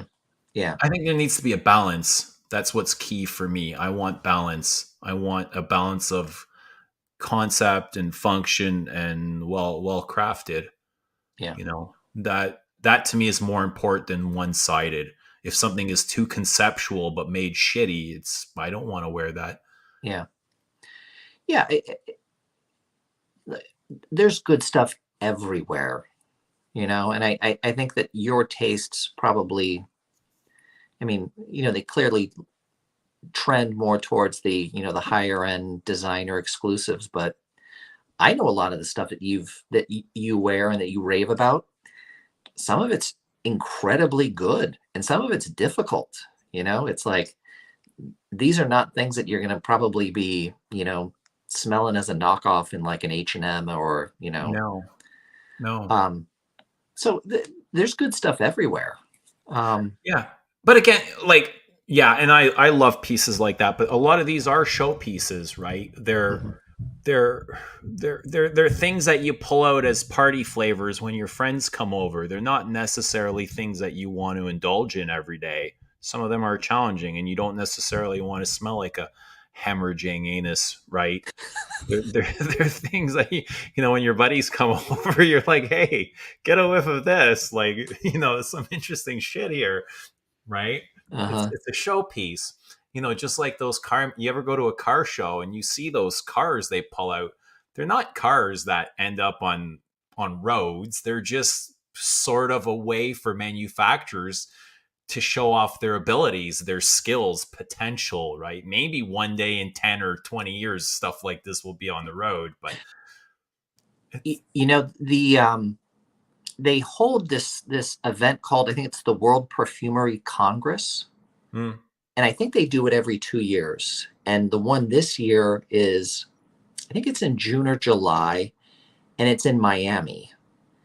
And that's actually where like all the perfumers, all the fragrance houses, all the buyers, all the sellers, like everybody goes, right? It's like truly very it's a very specific trade show, right? It's not about brands, right? It's about like, I've never heard of it. I think that they actually, a lot of those things that you're kind of talking about, like the prototypes, right? Like the concepts, the things where, you've got like, companies that are making like the bases, right? Selling like pre-made bases that have new captive molecules. Like that's probably as close to a, car Okay. show as Right. you would get. That might be kind of cool to go to. Do you think somebody like Pierre Bourdon or Christopher Sheldrake would show up at a place like this? Those guys go. I don't know about those two, but Right. yeah, absolutely. World-class perfumers. Yeah. It's, in fact, I should do this tomorrow. I'll look to see. I gotta read. No, no need. That's what buddies are for. That's why I have no friends. They do have a. What's up, Kovacs? They do have the, like the list of like speakers and everything, but that would actually probably be a really interesting event to go to. Like if you really wanted to, to see the prototypes, to really learn like, the ins and the outs, the real details, the nitty gritty of what goes on behind the scenes. That would probably be a pretty cool event. Yeah. What about the ones in Europe? The I know the last couple have been canceled. Accents or something. There's one in Milan. There's one in Paris. There's one in New York that started up a couple of years ago. Oh, really? Okay. Oh, I know which one you're talking about. I'd love to go to those too. Yeah. Yeah. Maybe we can meet up there sometime. We can get an Airbnb. Yeah, or we can stay with the duck. Maybe you can put out the kiddie pool for us. We can bring our little flippers. Oh, if nothing else, we would know that we would be well hydrated. Yes, absolutely. Mm-hmm. And perfumed. Yeah. Well perfumed. So I think, and I certainly don't mean to hold you any longer than you need to. No, it's good. One thing that you were talking about, just in terms of, I think like creativity or that big difference between the big houses and, the independents. One thing, this is Rich always brings this up, right? Is sort of the lack of skill that a lot of these people seem to have, when it comes to actually the actual art of perfume creation. And I would think that in the next few years, we'll probably be seeing a whole lot more, like the gap between independent and artisanal perfumery and like, like the Designer. really skilled designer work, or even like really skilled niche work that's being done by like the big classically trained perfumers, that those gaps will probably begin to get even smaller, where you get these kids that, they're using a lot of naturals, using a lot of really expensive stuff. They don't necessarily know how to handle the materials, right? Yeah. What to leave out, what to add in, when a cheap material would be superior to a more expensive one. At some point, a lot of these folks are probably going to figure it out, right? And I would think it's only a matter of time before like a lot of the independents, and there are already some that are really great, like where, a majority of the really successful brands are like making killer stuff. I think AI is going to be a big they're going to play a big hand in that. You think so? Yeah, I mean, they can't measure emotion. That'll be left up to the perfumer, but to balance out those edges, right? What Rich keeps talking about is um, self-taught perfumers really not knowing how to balance those fine naturals. AI will be able to take care of some of that. I don't see why not. There's certainly having objective information is critical. And I know that, like when I visited Shelley Waddington here in Portland, that she had a headspace analysis report, right? For, I don't know what the material was, right? But she was actually recreating this really beautiful rose, right? Based on this headspace report. And it was phenomenal. Certainly I could see that being a huge benefit to independent producers. The whole, I guess the idea of a perfume created by AI is a little odd. It is when you think about it. I think the first thing that kind of comes to mind is that, well, one, a machine can't necessarily smell, at least not in the way that we do, but that most machine learning is all based on things that have come from the past, right? And that if the information that's being fed to these things is basically the top 50 selling perfumes for teenage boys in the last year, it's like what do you expect? Like, it's gonna be fucking gross. Yeah, Galen, hang on your jockstrap. You're on for a ride. I'm going commando though. Oh shit. What are you doing up at this hour? Jesus, dude. It's 10:35. Leave me alone, Dad. I know. Well, someone's got to check up on you, man. I mean, Jesus, dude. I got my bifocals on and everything. I'm ready for this. Look at this morbid angel shirt. And my underwear. Hey, greetings, everyone. You got to give it to us, Thomas.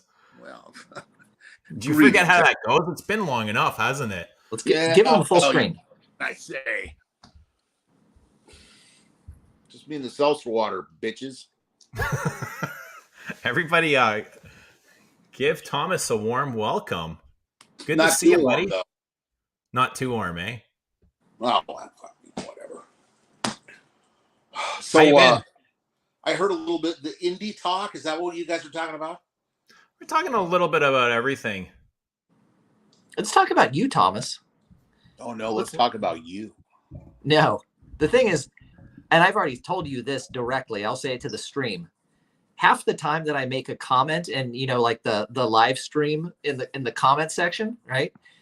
Everybody goes, Galen, where's Thomas? Right? It's never about Galen. It's always about Thomas. Where's Thomas? How does that What's make Thomas you doing? feel? Man, I just work a lot. I don't, I mean, that's all I got. Somebody's got to pay for all this fucking perfume. So, like, I mean, I just go about my day, man. Like, when do you draw the line? Like, when do you say it's enough perfume? I'm content. I don't want to work anymore, and I'm going to stream with these guys going forward. Because we just want you here. We know you have enough perfume. We want you here. Man, it's funny. I picked up a bottle of Bora Bora the other day because I was feeling sentimental. I know you don't tolerate that shit, but I used to wear the piss out of it. And I thought, maybe it's time to draw the line. Maybe it's time to, cool my jets. How many bottles are in the armory? Enough. Dude, I don't know. Enough. I mean, I don't. The past couple of years, I've just been focusing on what I really like. And the problem is what I really like is now discontinued because, the entire industry is on like large amounts of Adderall and just poops out a new release every month. So what I like now gets, shit canned. So I've been going on like month-long searches for, like this YSL loam. Like I found a guy who had a bunch of it backlogged, but the bastard wouldn't cut me much of a deal. So, I mean, you got to work the deal, man. Are you YSL Loam? Yeah, just good old, good old, hold on, I don't want to get my underwear in the picture. That would really scare off what few females probably turn into this motley crew. It might This turn on a bunch of the dudes. I'm That's always the put on. Yeah, I'm always banging on about this. It's, I don't know, man. I mean, Eugene, let's see your bottle. I don't. Here, this is the best I can do for you. Look, man, I'm gonna give you. I've got to put on, but it's the opium. Okay, I'm gonna give you a bunch of shit right now because look, I'm wearing my Morbid Angel T-shirt, which means I'm not feeling diplomatic. If you're buying that Celine stuff, you need to find a bottle of this. Okay, let me get my just notepad. Let me get my notepad. And just like, I mean, just apply it and thank me later. All right. Galen, why haven't you told him this? God, I do need to tune in more to these live streams. I've heard you say it yourself. I'm just a very bad listener, and I don't take orders very kindly. I know you don't. Well, neither do I. Hence why I'm never around. I think after that Akitos debacle, Eugene's not going to believe anything that comes from the mouth of a vintage enthusiast. Listen, we all like what we like, right? The heart wants what the heart wants. It's true. I mean, at least I'm not like going on and on about Passions for Men by Elizabeth Taylor. Well, who would be doing that? I might be contemplating that. I don't know. I mean, especially the super old stuff might be really good. Maybe. There must be a ton of oak moss in it if Thomas is mentioning it, right? It's furry as shit. But the bottles suck. Like the bottle quality is terrible. Like no shit, right? It's an Elizabeth Taylor fragrance. I mean, what the fuck? So yeah, when you get them, they're basically evaporated. Which, in true man thinking, when that happens, I don't cry foul. I don't, have a moment and get emotional. I just think, oh, that liquid is condensed oak moss. Brilliant, right? Brilliant, right? Who got more oak moss in the armory? You or Rich? Rich, by far.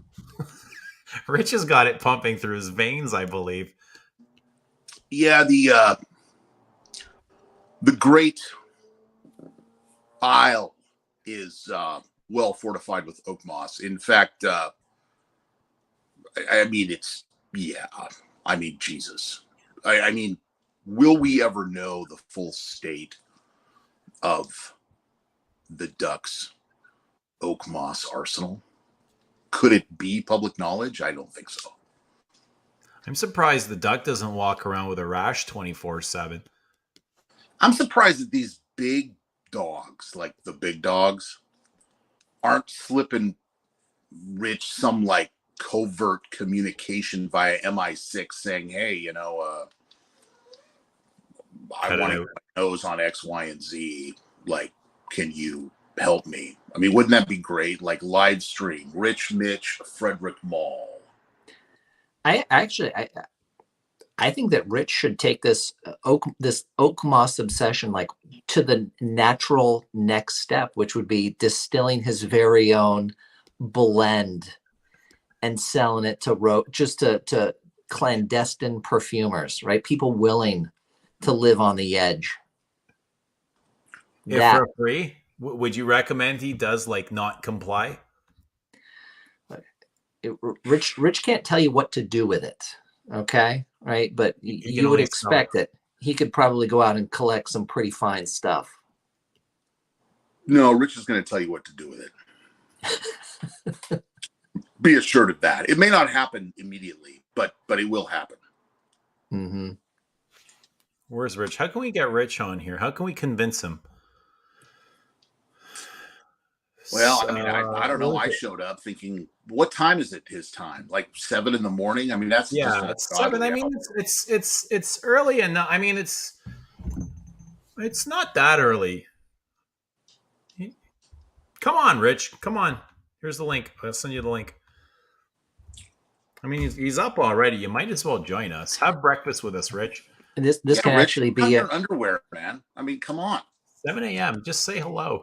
this could be the reunion right from the very first Right. Rich Mitch live stream The where he band is came back. on. The band is back together. Remember, he came on and he said, I'll never forget this. He goes, I don't plan to be on here very long. Is that what he said? I don't remember that. Oh, he's like, yeah, I don't want to do this. He I don't hasn't- want to be on a live stream. And he hasn't left since. He has not left. He's thinking about it. He's thinking about it. I know he's thinking about it. He's itching. Uh-huh. He's itching. Maybe the Oak Marsh is giving him an itch. Let's go, Rich. I won't be able to stream later. I got my boy coming. So Thomas, what have you been up to? What have you? People want to know. I think we need to focus our time and energy here on Thomas. Let him talk a little bit about some of those fumes that he's been loving lately. I've been what have I been loving lately? I've been on kind of a golf market kick. Oh God, I got 2 bottles in whose names I can't pronounce. There's some oddball made by some oddball Saudi house, and it literally will singe. I mean, the stuff is. Well, maybe I should show you this bottle. Where the We got hell time. is? Go grab that bottle. I'll go grab that bottle. Hold on, I'm gonna set you guys here in front of YSL, and out there. Okay, I'll be right back. All right, take your time. Do you think we could get Thomas to commit to coming over to my place next weekend on a live stream? I don't see why not. I mean, if it was me, I'd head over to your place right now, like tonight. I'd invite myself. I wouldn't even wait for permission. I would just say, hey, I'm coming. I'd bring a pizza with me too. That would work. It wouldn't be Domino's though. Yeah. All right. Yeah. I think Thomas is long overdue. Thomas is he's like the golden ticket to YouTube superstardom for me. You know, he will make it. Like if we like turn the screws enough, he'll comply and he'll make a video every once in a while. It takes a little bit of elbow grease, but he'll do it. All right, guys. Now this, holy shit, this is a true monstrosity that, this. And let me attempt to, the cat, that's Josephine. This is an absolute, I don't even know what to call this. It's marketed as a citrus oud fragrance, but it looks like there's a belt buckle that's glued to the glass. Oh my God. This is holy shit. So you take Oud 24 from Le Labo, you juice it with the Cypriol of Promise, and then add some holy fuck. It's really, I don't know what the hell came over me with this. There's no rhyme or reason to this weird ass hobby. The citrus top on this is just terrible, but it immediately dives into this Cypriol real oud, like funk Assam shit oud. Like we're talking fecal. What, You know, Thomas? What is that? What are we looking well, at? now What is hold on that? a second here. I'll tell you what it is. Here's the box. Here's the What is it goddamn called? box. I'm gonna try to. I'm gonna give it. This is the hell is this shit? It's called Hajar Oud. Eau de Toilette. Who the hell made it? How did you come Yeah, man, I'll across tell you, it? I don't know. If it's fecal in it too, I don't know. I've been in that mood. Jeune Aid Perfumes out of they're out of Bahrain. Look at that box. I mean, doesn't that just like speak of compliment getting madness? And Yeah, it then, looks like a Michelangelo. I mean, this bottle just what a banger, bro. Look at that. I think I I just would. feel like mounting that, somewhere public and letting people just stare at it and go, God damn, you're crazy. Anyway, but it's kind of fun. That looks like one of the kind of perfumes that you should have poison control on speed dial before you spray it on your skin. Well, I heard from a coworker who's much more up on just sort of the Gulf market in general. That brand, I guess, sells quite well. I can't imagine being in a room with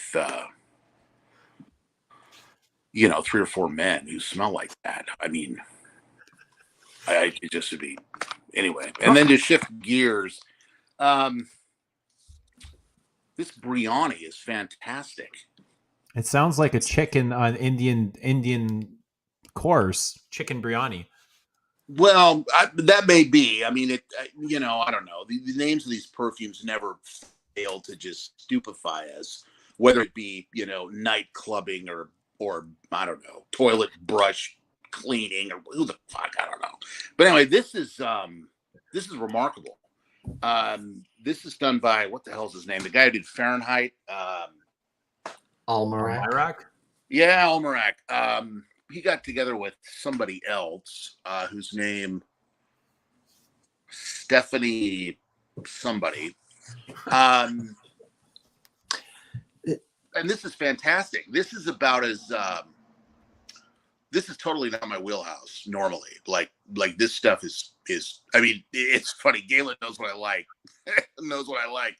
And so if he sniffed this, he'd go, Jesus, what the hell?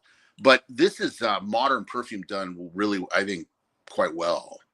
It's is that from the 90s? No, brother. I got my fucking biryani bag. They sent it to me in the closet. I had to order this direct from the boutique. They sent it to me in the. I could have done an unboxing video, right? Blown my sub count to what, 200 subs or something. No, they sent me this fancy shit. Couple of samples. I don't know. The whole thing was a little pretentious and not really my bag. But this is good perfume. Oud patchouli. The apple. Yeah, and I hate apple. Apple and fragrances makes me barf normally. But this is really like sickeningly well done. Hey, actually, Stephanie Bacouche, she did Invasion Barbar. She did. Well, the most overhyped perfume ever. I mean, there we go.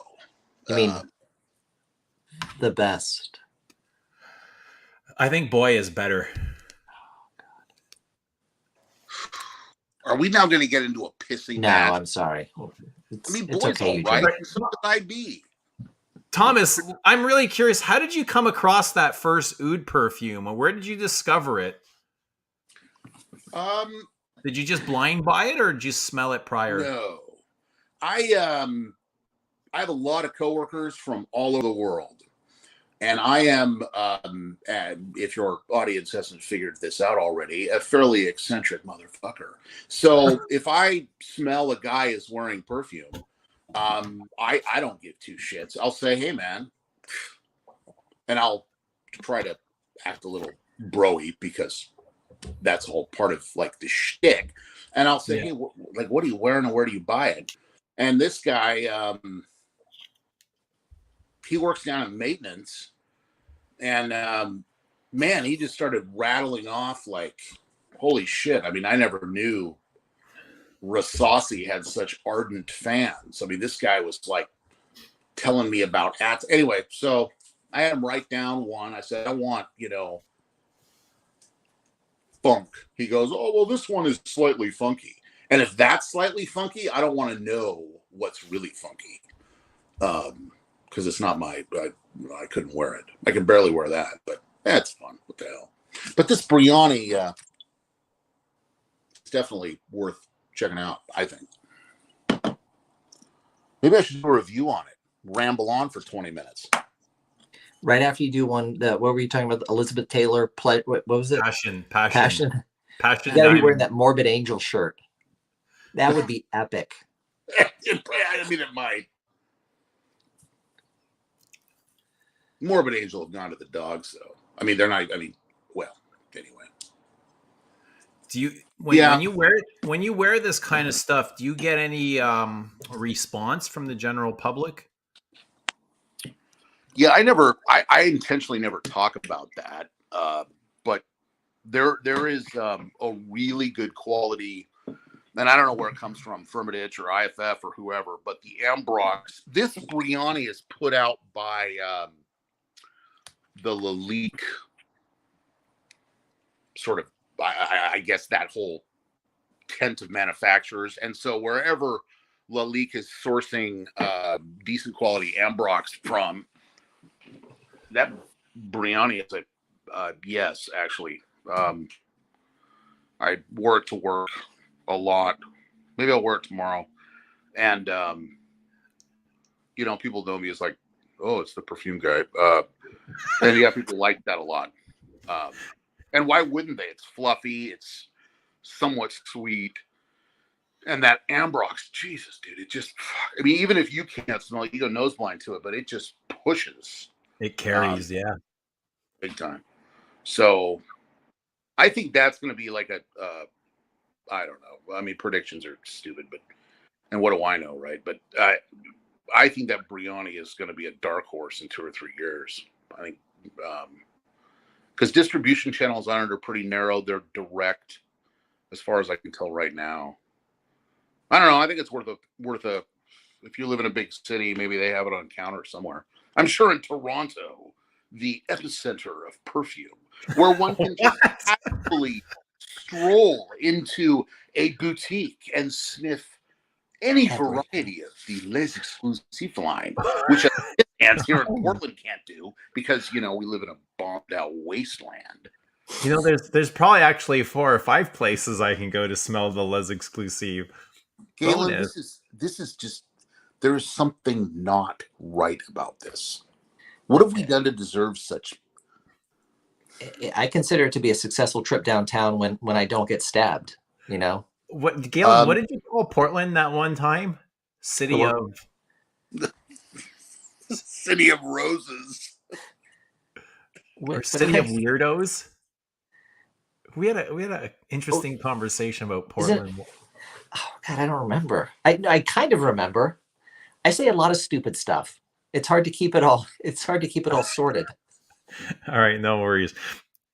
So Thomas, knowing your love for vintage and oak moss, is there anything modern that you would approve of or wear or enjoy?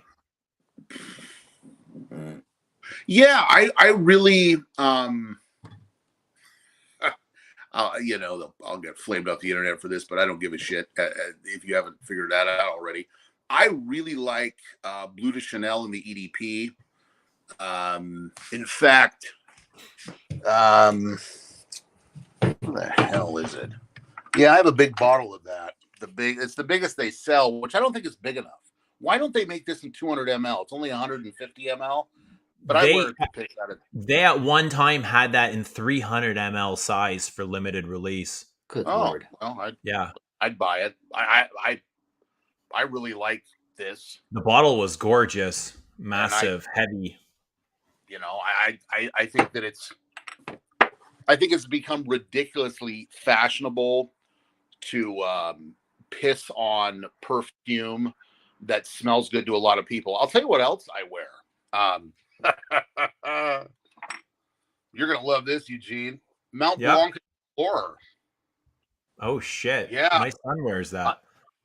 Well, I'll tell you what. It's better than the current batch of Aventus I recently sniffed at Nordy's, and nobody tells you you smell like a barnyard. I mean, it's innocuous, office safe, modern, feel good, musky, boring perfume. I mean, what's wrong with that? It works. Do you think Rich has a bottle of Explorer? Oh hell no! He'll give me shit for years about this. And then Dylan, do you have always Explorer? I don't. I'm not sure. I don't think I've owned any Mont Blancs. The best thing is Thomas couldn't give two fucks, eh? He doesn't. I could. Oh, you know what? Another one I like, and I've heard the bottles changed. Is Dior Homme Cologne. Okay. Yeah. I mean, since when did everyone not like to smell like a lemon with a lot of really fucking good quality musk? Like, when did that become? I don't know, man. It irritates the shit out of me. It's like, I mean, if you wear sartorial, it seems like people don't understand that you can also wear Dior Homme Cologne. Like, that's a problem. No. I have a feeling that most of us on the internet like to show our really weird and exotic pieces, and not many of us fess up to the simpler things we wear, like the way Thomas does Explorer, or James is fessing up that he wears Mont Blanc Legend. But you know what? Thomas is making it safe, right? For us, for us hipsters, space for everybody snobs to come out now. It's a safe space, man. I mean, it's very courageous of you, Thomas. I applaud you. Look, I try, man. I mean, you're making it easy for us. Look, I was willing to admit to you guys, I'll do it now, to your thousands of viewers, that when I was down in San Diego, like my 10-year-old nephew wears Dolce & Gabbana K. Oh, yeah. Oh, fuck. And I will admit, let me get rid of him before he admits to that. From 10 feet away, it actually smelled pretty good. I had removed you before you came out of there. I'm not sure if you realize. I think Dolce & Gabbana K from the mistake you could have possibly been making. I mean, Dolce & Gabbana K in the EDP smells fantastic if you take it for what it is, not for what you want something else to be. I mean, there's a whole who else is here? Misfits, excellent. We got Duncan, famous YouTuber. Boom. Oh yeah, there we go. Virtual. That's what we're talking about. Cheers. So, this one is not for me. I think there's something I don't like up close about it, but when I wear it, this is one you don't smell. You just put it on and go about your day and enjoy it. It's a great fragrance. But I do like to get up close with them. And every time I do, there's something odd and it throws me off. And I'm looking at the notes and I can't figure it out. It's got to be the marjoram. But yeah, this one is going to a friend. I actually got a bunch of lemon. I was gonna do a dedicated to Rich Mitch lemon fragrances. We're gonna talk lemons. We got lemons up the yin yang. We're gonna get so much lemon up your yin yang. This one I'm keeping. Versace. Oh, dude. Yeah, that is backed up heavily in the scent armory. Yo, yes. This so I prefer the Versace over the YSL, and this is my lemon monster right here. But the opening reminded me of something, so I grabbed it last night because I was thinking, you know what, maybe I will do a video someday, and it reminded me of One Man Show. And then I get on the Fragrantica, and I guess I'm not the only dummy who put these two together somehow. they go completely apart after the opening. But yeah, this man, it makes such a beautiful sillage. You could put it on and enjoy it all day, and it's gonna be there all freaking day. Such a There, great fragrance. there is something wrong about it. I will agree with you, but it Up is up fascinating. close, I'm just like, whoa, what's going on? Maybe the musk with the lemon, or it could be that marjoram note. I don't know. Does it smell like bleach to you? No. Well, it smells like the opening smells like lemon pledge cleaner. Uh, it has a really cheap cleaner type smell to Because me. Kuros, the opening of Kuros smells like bleach to me. Bleach and soap. You know what? I always think of Pour Homme as being it's like a bar of white soap that's been rubbed on a pair of very sweaty balls. Anybody's balls in particular? Well, I'm wearing my boxers, so tag I'm it. Yo, the Armani had the closest opening to the Pour Homme, the YSL. The Armani when I was smelling them, and this one is just not for me. I think that's beautiful. It did not go well on my skin. It turned kind of sour.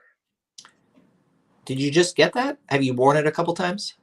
Yeah, I've worn it exactly a couple times, and I sprayed it last night on my skin when I was going through this whole lemon fragrance stuff, and yeah, the Monsieur I picked up at a mom and pop shop, and yeah, it's that one, the Monsieur is not for me. Out of all of them, the two cheapest ones were my favorites for the kind of the bright citruses from the from the Nothing. 80s. I think this one's from the 70s, but Nothing wrong with that. Are you yeah, keeping them all? no, I'm toning down. I hear so much about the Armani in the vintage form being like 100,000 times better, but if I don't like the modern enough to really back it up, I'm definitely don't need to search out a vintage of that one. I'm happy with the Versace. I think that's the best. And Bogart is so impressive. A lot of their fragrances being so cheap, and yet they don't smell cheap. You know. You got the right guy here in the room. Thomas is a Bogart. He's a Bogart fanatic. Fuck yeah. Arabian Nights, all that shit, man. I love it. Bring it on. You can throw it in your man pack. If the bottle breaks, who gives a shit? Because it's $20 to replace it, and nobody's going to smell like you.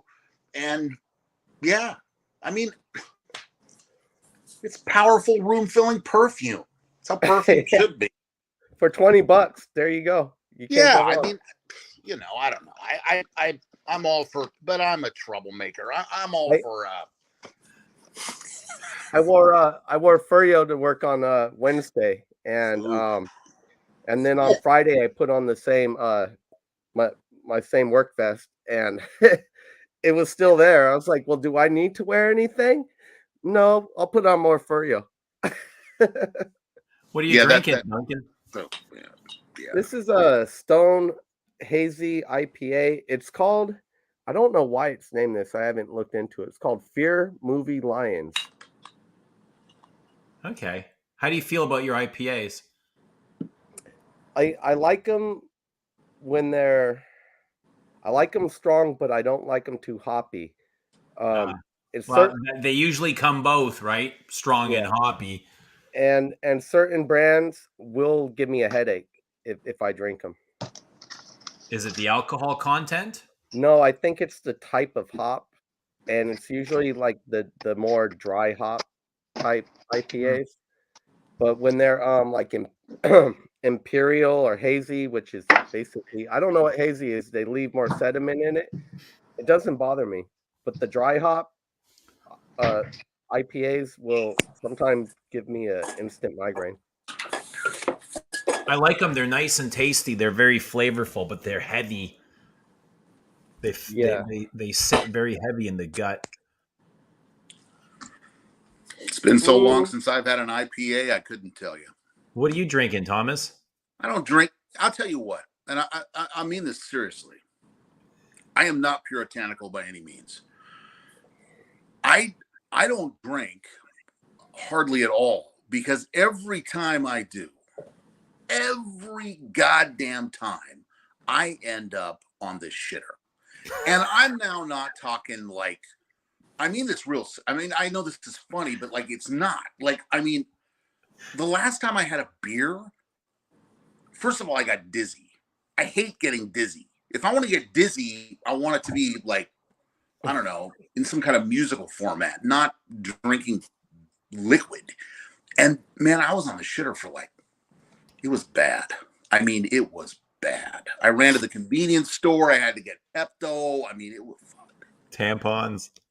No tampons. I'd pay But I big just money to be able to have a beer and get dizzy because yeah, I just and I've been that way honestly. As a beer drinker, that's what I'm seeking. I don't drink. I guess I don't drink recreational. If I drink, I want to get the buzz. You know, I want to get the dizzy, and you know, here we are. You know, a 12-pack later. Come on, Buzz. That's the thing. I want to drink, but I don't want to get the buzz or the headache. I just want to have a drink or two casually. I never get a headache. Those IPAs all start over 6%. This one is 8.5. 8 to 9 is about the average. They got those Bone Shaker IPAs here. I think they start at 9. Yeah, whatever gets the job done. But something, well, I don't know. Let's not spoil it. But oh, my man, I got I got 2 of them. Bring it. And they're older. I don't know how old, but I think they're the oldest. They're I think it's called Perfumes International or something. Yeah. So I found these. I went through YouTube through about 200 different listings, and I found both of these 60 mLs for what was it? I could tell you for sure, but I think it was $38 for 260 ml, and they were both full, and they got different batch codes, but they're both full. The bottles are the same, manufacturer is the same, and I haven't sprayed this one, and I checked it. It looks like it's dry, and I've taken probably about good 8 ml out of this one, and this is an oak moss fragrance. This is, I don't know what this is, just like spicy vanilla. There's a big jasmine in there, I believe. If it is, it's in the background. It's a really warm, inviting fragrance. It smells ahead of its time. It kind of, I don't know. There's something. Well, I already sprayed it a few times. It's something kind of like a anise, which I really like. Maybe nutmeg, and then just like warm vanillas. And there's some florals, but I don't know if they don't seem like white florals. It's so warm and inviting. This is a great fragrance, and I tell people about it, but the problem is, this is one I know for a fact because I've tried the modern. The modern is really, really not good. This is truly one that you got to search out the vintage, but you can still find them super cheap online, you know. And I think all you got to do is find the Perfume International if you're looking for them. And there's plenty of them out there. Let me see. Passion, baby. See, I'm telling you guys. You Perfume International. You don't need a white suit. You don't need like 2% body fat. You just need a big old slug of Oak moss. Taylor's Passion. There you go. Put on a little Rick James. Oh, mm, mm. it's such a comforting scent. It makes you want to fuck yourself, you know? Thank you. You don't need perfume for that. No, it really is. It's warm, spicy, and vanillic. You know, if you like vanillas, and I could really see how women could really dig this back in its heyday. How a woman could be attracted to this because it's really comforting. And warm. Like I said, warm, inviting. Yeah, I love it. I need to wear it more. It just sits up there with all the other dark black bottles, and it kind of gets overlooked. Is that for men or for women? It's for men. They do have a women's. I bought the women's in a modern form from a rack store, real cheap, another like 10-12 bucks, just to try it out. And it's kind of a pissy and Dalek floral Shipra is is what the women's is. It's not bad either. I actually appreciate it more now than when I first bought it just to try it. You know, the women's comes in a real nice bottle too. I think it's like this, kind of with the etched glass, but it's round, I think, and it's like an Dalek Shipra, I guess. And It's a little and, bit and different. and just like that, with you and Thomas vouching for this, you guys have driven up prices 30% tonight. Thank you. Yeah, yeah. Thank And then, you. you know, in a month or two, you can ask for a refund. I hope you got all the bottles that you've wanted, because I now it's have going to be rare and hard to find. I have 4 bottles of moods. How many bottles of Balenciaga Pour Homme do you have? Only one. That's all I need. That's Only all I one. need. I only need 1 bottle of Balenciaga. But I have 4 bottles of moods. That is my favorite patchouli. Of which? Oh, Moods. Yeah. Moods is my jam. What's the most bottles you have of anything?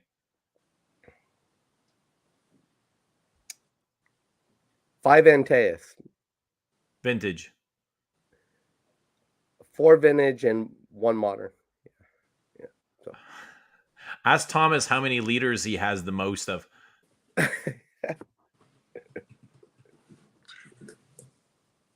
It's oh man, I There it don't is. know. I actually Ooh. There we go.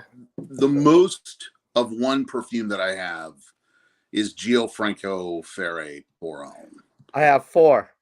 Yeah, I have one unused vintage, a full bottle. I have a 60 ml vintage unopened, and then I have 2 moderns. And I like the modern with that one. so do I. Uh, Yeah.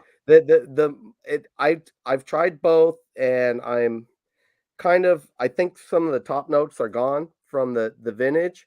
Yep. Overall, it's you get the same thing, but I think the modern Gianfranco, I mean, even though it's discontinued, I think the one in the all black bottle is just fine. Yep. That's the one I have.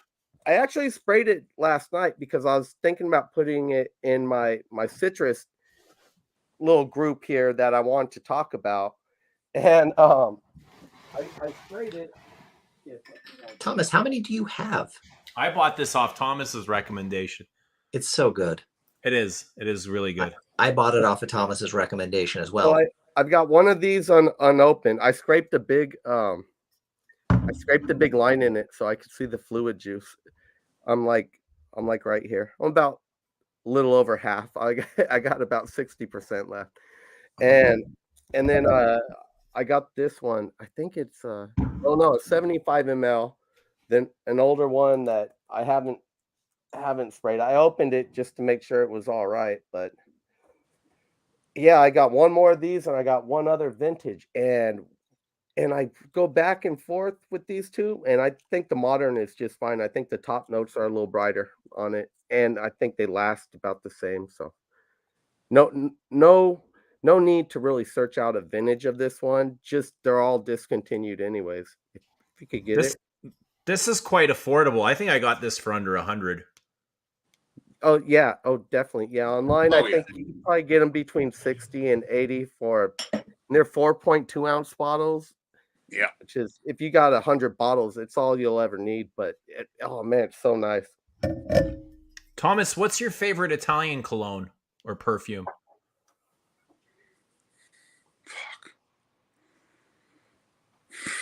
God, man. I mean, if I could have one, it would be that. Yeah. I'd wear the new one during the summer, and I'd wear the old tea bottles in the fall and the winter. The other kind of excellent addition to that line is their aftershave, which I've only been able to find, and I think they only made in the older formulation, which is spectacular. You're flexing.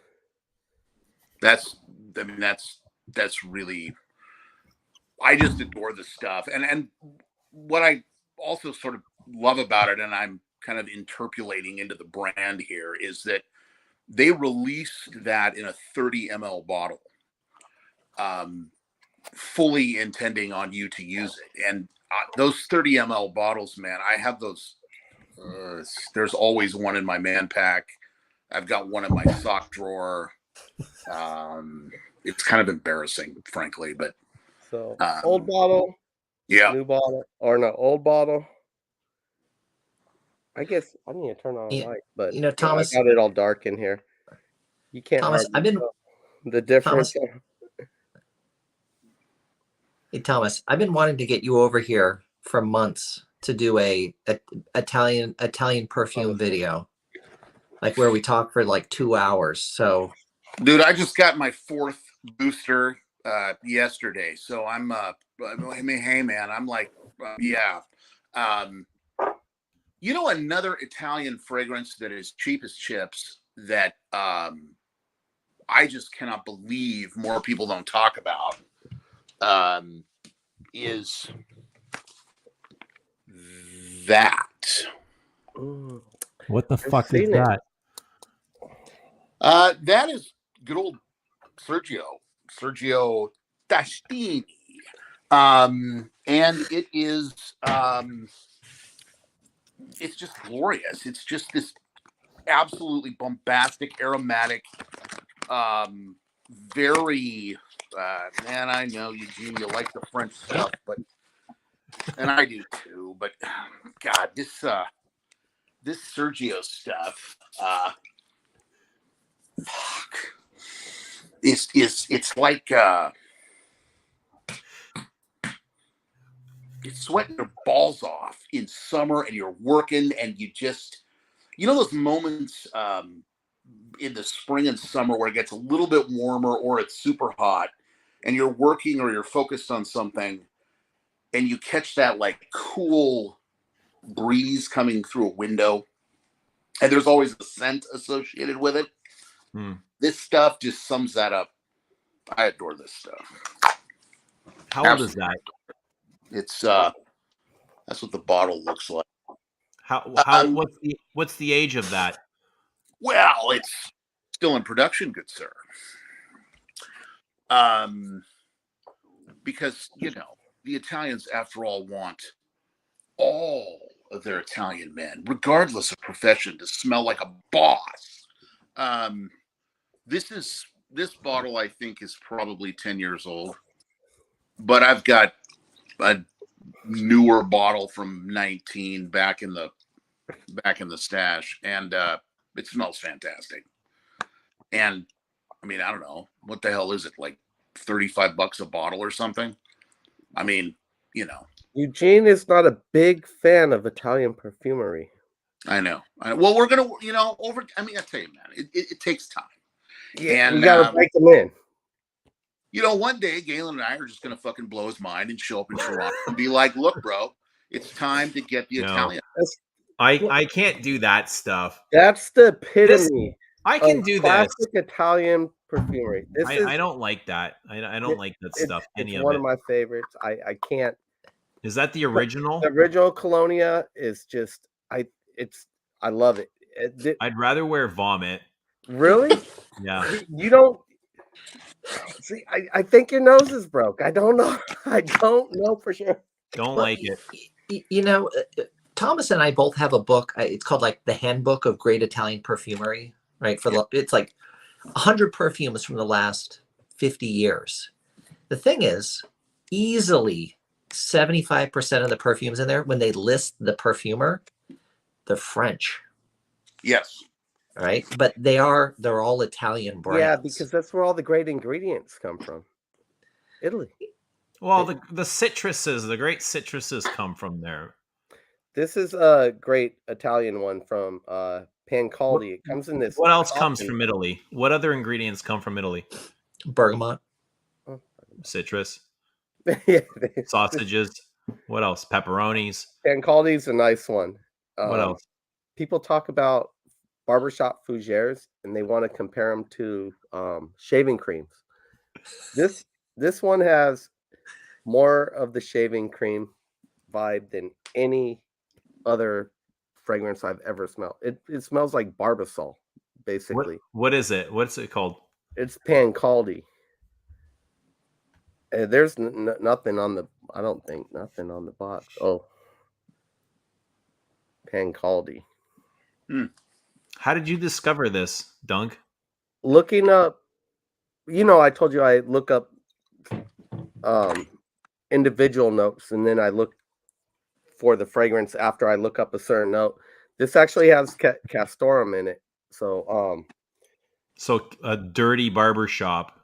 it's not dirty. It smells maybe rugged, but I wouldn't say dirty. It smells. Well, castoreum is kind of dirty, which is kind Yeah, of like but counterintuitive. it's Like not going to really the barber shop for a clean barber shop and then coming out smelling like fucking you, pig's ass. you're not coming out smelling like leather or beaver's ass with this one. It's woodsy. It's more coniferous. It's this is what it smells like. It smells like shaving cream, and then it goes into woods, and then the deep dry down. There's like a small leather castoreum, but by the time you get to that deep dry down, the fragrance is almost barely present. This is one I backed up. I got 3 of these, so but that's Prudent Italian. move, good sir. That's Italian. This one of my favorite Italians besides the Gianfranco. Thomas is a huge supporter of backup bottles. Yeah, somebody's got to buy them, right? Well, If they're making them, we got to buy them. yeah, but also, I think I don't know if it was Luca Turin who said it, but I don't agree with Luca Turin on a lot of his opinions about certain fragrances, but this point I completely agree on. If you fall in love with a perfume, when you buy it initially, just buy 2, if you're able to. Yeah, because there's this market. I'm not picking on anybody here. I'm just making observations that should be observable to anyone with even a monicum of intelligence. Boundless from Amouage. That was on the market, I believe, for 2 months at what, $365? And now it's full gray market for $199. Give it another 8 months, it's going to go away. And so if you love Boundless, I don't know, I've never sniffed it, I'm just picking on Boundless, back it up, because chances are your opportunity to make memories with it aren't going to be around for very long. That's right. Look what happened with Dulce and Gabbana Poron. Oh my God. Eugene was talking about his inexperience where kind of when he was getting into perfumery and he had smelt the newer one and was like, well, this isn't the same. And I did the exact same thing with Dulce and Gabbana Poron. I actually laughed. I was like, well, this is nothing like I remember it. And I went through a whole 4.2 bottle back in 98 to 2000, back in high school. Same and here. I loved it. So I wanted to get it again, and I was just like, well, I'm not buying this. This isn't. You can't sell me this. I'm not buying it. You know? Yeah, it's not the same perfume. No, I it's actually not. bought it and then realized it wasn't the same perfume. I had two, and I ended up giving one away. My Still have chump one. ass It's awful. It's not. It's my unwearable. chump ass bought this Dua, which is supposed to be 94 Dolce and Gabbana. It's called Vintage Man. I gotta say it's pretty close, but the musk it's musk heavy, which I don't know. Maybe that's something that I don't remember from back then. That maybe it was like that back then, and maybe that was part of its appeal. Was the white musk, but Being Italian perfume, it was very citrusy. I remember yes, D&G being very exactly. citrusy, citrus and tobacco. From the cap, this And it was the does quality of the remind me. sandalwood that tied it together. Yeah. I mean, I think the sandalwood supply that went into OG Dolce and Gabbana, with the crap paper label, that sandalwood supply is now gone or is being used, can't be used in the volumes that D&G needs. I tried wearing the Dolce and Gabbana Buy a couple times, and I I think it was a really great fragrance, but after getting into vintages and like heavier oils and smelling much more radical fragrances, it was very I guess you could call it vanilla smelling Dolce and Gabbana Buy. It was a pleasant wearing, but it was just kind of it just seemed like mediocre. Like it just definitely did not seem like something that you should pay up for or out for, because I think there's a lot of other fragrances that do the same thing for a lot less money today. And and that's the thing about vintages. If there's something similar enough that'll give you the same feeling, I think it's okay to go with the modern fragrance. But some of these vintages, they're they haven't been able to replicate them or do them in the same way that you can get that feeling from. And that's why I search out some vintages, because I do like them that much. And most of them though, but oddly, most of them that I got vintage have been blind buys. They just like, fuck it, 300. Let me try it out. I spent 300 on a MFK, and then I end up not liking it. I wear it twice, and now it collects dust. What's the difference? So I where do don't you own a stand? Like, where's single. what do you wear on a day-to-day basis, Duncan? What's your preference in fragrance? Do you have are you more connected to vintage or modern or I try to wear something niche, different every day. designer? What are you most comfortable in? Mm, I don't know. It's hard to say. I'm like looking at my fragrances. Um, I mean, vintage is designer, basically. So Well, in a way, but it's very different. Vintage is very different than modern designers. yeah. Modern designers are like one step up from I body can't say style. I couldn't tell you. I wear something different every day. I wore Sunshine Man on Monday. I think it was Monday. I wore Sunshine Man, and the next day I wore Antaeus. Mm. So it's just, I'm really bouncing around. And then I got a lot of like indie fragrances that I throw into the mix. Did you do the Melig review, or was that today, or did I miss that? No, it'll probably be next week. They're I don't believe what Rich Mitch says about, a beginner perfumer using naturals and that they can't make good shit. That's not fucking true, because I got the Melig right here. Whack back. Guys, I got to get to bed, Whack man. I got to work tomorrow. Yo, Thomas, yeah, thanks for coming out. We'll see you, man. Have a good night, guys. Hey, Thomas. Adios, Thomas. In fact, I think I'm probably going to bow out as well. I'm glad that I was able to keep you Oh, on. nobody wants to talk poorly upon Rich Mitch. I gotta tell you, this is great shit. And I tried some of that Russian Atom, the Rijlador, and this I can't say nothing bad about it. But this one, the Birch Tar Russian Leather, it's How is great. it? It's fantastic. It starts out smoky, and then it goes into like creamy woods, and then it gets into the castoreum way later. It's smoky for about 40 minutes at least, for about the first hour. And then it's like heavy leather. It's a heavy leather fragrance. Nothing smells amateurish about it at all. Is it a good wearing experience? Yeah, yeah. And this is also one that I think could turn you off if you go sticking your your face into it, and you're getting all up, and you're going like, what the hell is going on?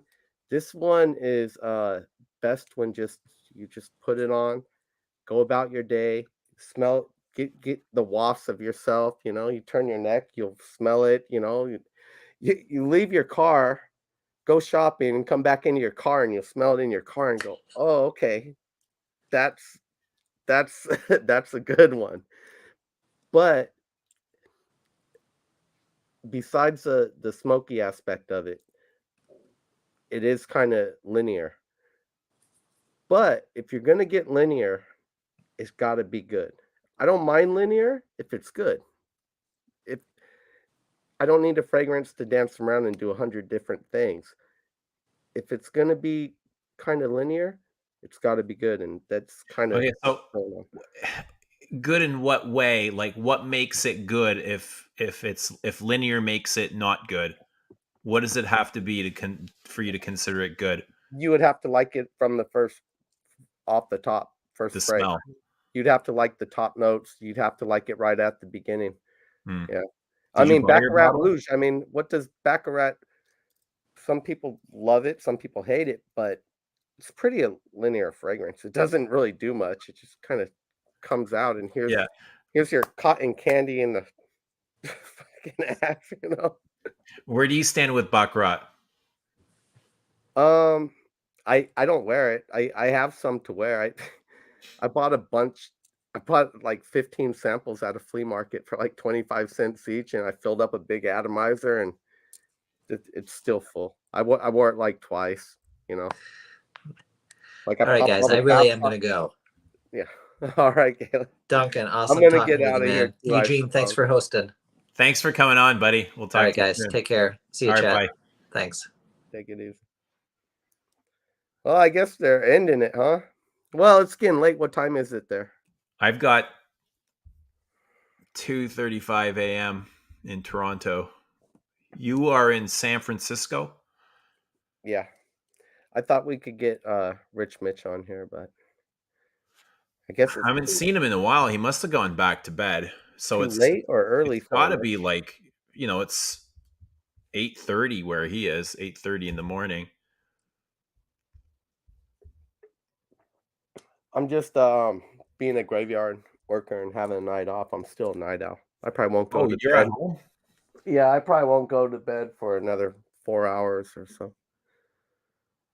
What are you going to do? Drink and play pool? No, I'm in San Francisco right now. Is that you were playing pool from home the other day? I saw you playing pool somewhere. Yeah, a couple weeks ago I was back in Texas. So I bought a house in Texas, but I work in San Francisco. But I don't know. I'm playing it by ear, seeing what I want to do. All right, where do you prefer? Texas. Why? I like it out there. I like the hot weather. I like having a house as opposed to a small apartment, What about the ocean? Well, they got Galveston, and I surfed twice, no, 3 times in Galveston. I already surfed out there, and the water's warmer. The waves are smaller, but they got an ocean. You prefer smaller waves? Yeah, nothing like the ocean here in San Francisco. But we got an ocean in Texas. How long you been surfing for? Since I was about 18, probably about 20 years. I would imagine surfers would want bigger waves. Yeah, yeah, we get bigger waves in California, but they still have them in Texas. They're just tinier. Smaller, easier to handle. Well, that's an odd thing, you know. Some surfers like them small and mellow, and some guys like them gnarly and death-defying. And there So where do really you isn't much in between. where There's do some you guys stand? I kind of like gnarly and death-defying, but as I get older, I'm kind of like I'm okay with like a little less. Yeah, let's take a detour. Yeah, I mean, I still don't mind it when it gets big and crazy. I'm still out there doing it, which is crazy because I I smoke like a chimney, you know, and I'm always drinking. Most of the time I go out there surfing big waves. I had a beer and half a pack of cigarettes, 3 coffees, and I'm like, let's do it. But that was like, you know, I haven't done that in a while. How You know, good of a surfer are you? I don't know. Surfing's a weird thing. It's hard to judge good. There's there's like style, there's technicality. Good. I don't know. I could surf. I don't do backflips or nothing. I'm not doing backflips on waves, but I can make it out there and drop in on the biggest waves is I could paddle into, which Hmm. has been pretty freaking big. I haven't done any Mavericks only because I don't think it's that good of a wave. It's more of a publicity stunt. It looks good, eh? Yeah, it looks good on camera. Did surfing ever help with the women? No, no, I've been with my wife probably since about the time I started surfing. No shit, since 18, eh? Yeah, pretty much, yeah. Damn, good for you. Yeah. Um Does she surf?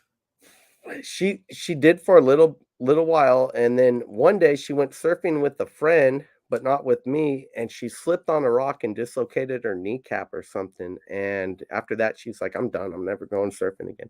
She was pretty good too, which is odd because on land she's kind of clumsy. Like if there's like a little crack on the road, she'll find it and trip over it. Mm. But surfing, I've seen her get up and ride waves, and I'm like, wow, she's not clumsy at all. She's pretty fluid in the water. But after she hurt her knee, she said, I'm done with this. I ain't doing it again. Yeah. She's very adamant. When she makes up her mind, she never goes back. So I never tried to talk her into it. Plus, you know, it's one of those things. It was like,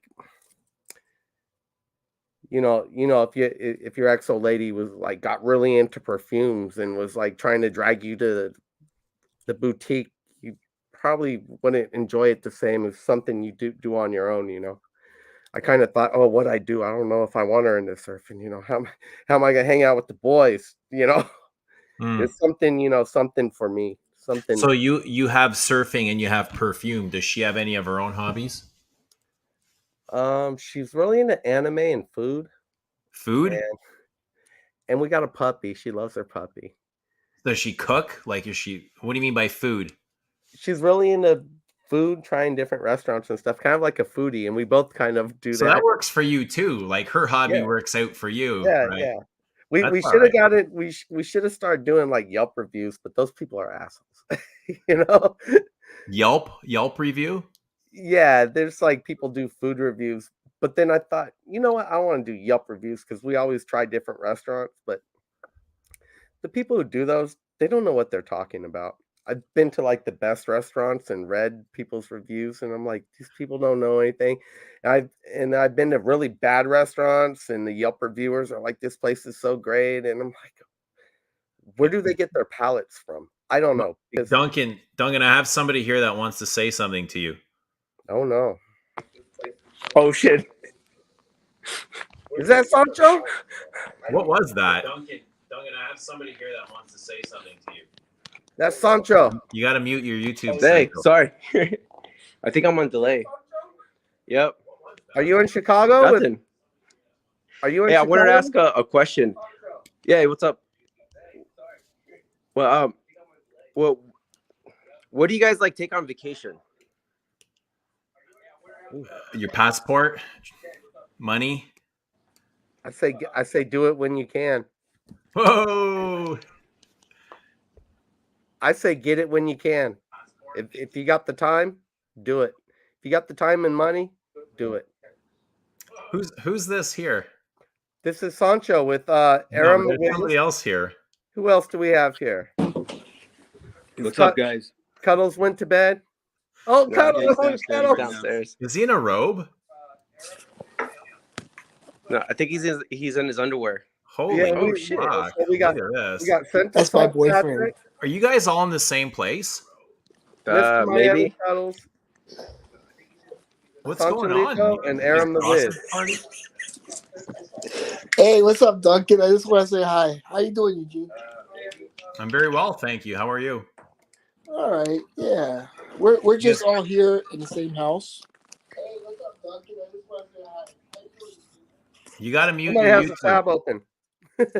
Oh, I do? Oh, somebody does. You guys enjoying yourselves? I don't think I do. It's not me.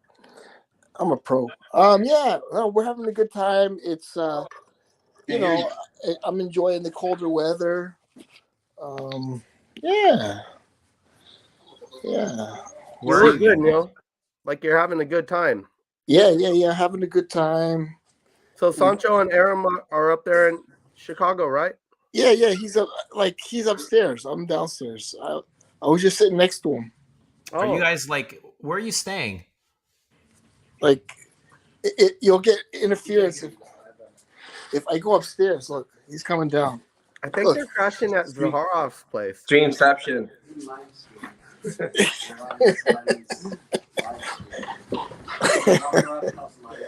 Yeah. On this. Where'd you go, Sancho? You logged off? Yeah. Okay, now I logged back in. And Aram, are you guys at Zaharov's place? No. We went there though. What, did you get an Airbnb? I can't hear them that one. Yeah. No, we got an Airbnb. Oh, okay. What's going on? You guys are in Chicago. What's going on there? Just hanging out? Yeah, it was something that we just Patrick and Sancho kind of just said, hey, let's. It's been a year since we've all got together in Chicago for the first time with George, and then it just happened that it was in March, but then it went to April, and then it was his birthday, so it was like perfect timing. So you guys are celebrating George's birthday? Yeah, which is tomorrow, but it was the weekend beforehand, and then we're gonna leave tomorrow. But George left to we celebrated on Thursday and Friday, and now he went to LA, and Yeah. you know, and I invited Neil, and then and Sancho invited Larry, and I saw Joey and Jaleesa were up there for a bit. There Yeah. were some live streams that happened, you and they guys- quickly got pulled. I'm not sure what. Is there a reason why the live streams got pulled? the live stream of that that were you talking about that night? You know, Pretty wild. Eugene's You trying had to be play there. there. If you weren't No, I don't know. I saw it up. It was a 30-minute live stream, and before I could, it just disappeared. I didn't watch it. It was I think that because they weren't doing it from a home computer, it automatically did. Eugene didn't knows save. the real deal. Yeah. He I watched- don't. I really don't. I would say I don't know. So did you all drive to Chicago, or who's flying? No, we all flew. Okay, good. I could just imagine y'all on a road trip, and you guys got to rent a car, and Sancho coming from LA, and Aram and Cuddles coming up from Miami. Planes, trains, and automobiles. Good thing you guys flew. Sounds like Yeah, we're leaving tomorrow. Yeah. Yeah. So it's just the three of you guys there now. Yeah. Oh, and Patrick, four. Five. Who's the fifth? A guy named Larry. Yeah, lavender Okay, or left-handed Larry. Love letter Larry. nice. What do you guys like? What time is it there? It's about an hour. You're an hour behind. 2:00. Like 2:00. 2:00 in the morning. How'd you guys go out? I stayed home. We had a busy day. We went bowling. Did you guys get hammered or anything? Yeah, a lot of good food. Hammered We on went to food. a bar arcade, like they have pinball and video games and bar. Mm. Did you learn anything this weekend? Yes. What? What's that? Johnny Walker, Black Label? Yeah, of We course. got a bunch of cigars. All right. We smoked cigars in the backyard. Did you smoke anything else? No. No. Yo, check this out. I was gonna buy Tito's and I grabbed this bottle. I'm like, how much is this? And the lady's like, oh, it's very expensive because it's what is it? Special edition. I was like, how much? She's like $30. That's not And bad. it's got this metal sturgeon thing that like I'm gonna pop it off before I throw the bottle away. It's a metal sturgeon and it's a Russian export. It's called Transatlantic Racing Beluga Vodka. It's not bad. It's right up there with Tito's. I'm glad I paid the extra $5. Yeah, they got a bottle of Johnny Walker Black, I think it's called. They got to finish it. I mean, they got to take some chugs now because once we, go on a plane, that's it. You can't take anything like that on the plane. Yeah, we'll probably just like leave it here on the Airbnb and leave a note. You just Johnny A special Sancho, gift. Sancho, what's been the best part of the weekend for you? Probably when we went to Nordstrom's and we were smelling fragrances. The Creed boutique girl, she mixed Millesine Imperial with Green Irish Tweed, and I thought that was like the peculiar mixture. Like was was it the bee's knees? it actually works. Ooh. All right. Do you work out, Sancho? I see some pipionis there. Sancho's a strong guy. Not It really. looks like he's got some Yeah, he's solid. pipettes He's there. He's Sancho's a swimmer. He's a sharp dresser too. Yeah, I can imagine. Yeah. What about you, Aram? What's been the best part of your weekend? Yeah, Aram's a married man, so he probably can't say much. no. I think I think it was that when we were walking downtown, man. We went, we saw the Bean, and we went just walking. I mean, the weather was perfect. It was great, and You saw the what? the Bean, in It's Chicago. pretty The Bean. cool. Yeah. You got. If you ever look up Chicago, just look up the Bean. It's a huge bean, but it's like mirrored. Oh, And so- BEAM? BEAN. Yeah, look it Yeah, up. Bean. Yeah. BEAM. Like As pork in- and beans. And like, as a Nancy. like pork and beans, You BEAN. saw the bean. Yeah. Yeah, it's huge. It's huge. It's a huge. It's an art You piece. guys were really talking about saying a bean? Yeah. I didn't know what they were talking about, to tell you the truth, either until I saw it. Oh, I thought you were saying beam. No, it's I'm a like, huge. what kind of beam is There's it? like hundreds of people. It's like all it is like a big. I mean, you could Google it. It's pretty cool. Chicago bean. It's a big bean. I guess we had deep dish pizza. We had a really good time. We met You guys Jody. have been staying fairly like you guys haven't got trashed and really partied, huh? Yeah, we've been drinking a lot, Oh, but Thursday felt like 2 days. I mean, we started really early, like at 3 a.m. to get the 7 o'clock flight, and then we just were gathering in our rooms, and then we met with George, and it was all of us getting together, and then it was just it was a crazy day. And then You guys get trashed at all? Like, seriously? yeah, I mean, not too trash, but Man. just gradually. Yeah. I think it's like perpetual, like And they just get a little bit of daily partying. Has anyone vomited? Oh, well, not because of the drinking, but like okay, so my diet consists of like chicken and vegetables, but we were eating like pizza and like fried food, and I just Yeah, handle it, and I threw up in George Zaharoff's bathroom. yeah. Mm. Did you clean up, or did you leave it for George? No, of course I cleaned up, but All right. he told me that I left some like residue, so I'd imagine George has somebody that does that for him, like a maid or somebody that comes in every couple of days to clean up. oh, Could have just left it. I don't think so, does he? I don't think so. How about you, Neil? What's been the best part of your weekend?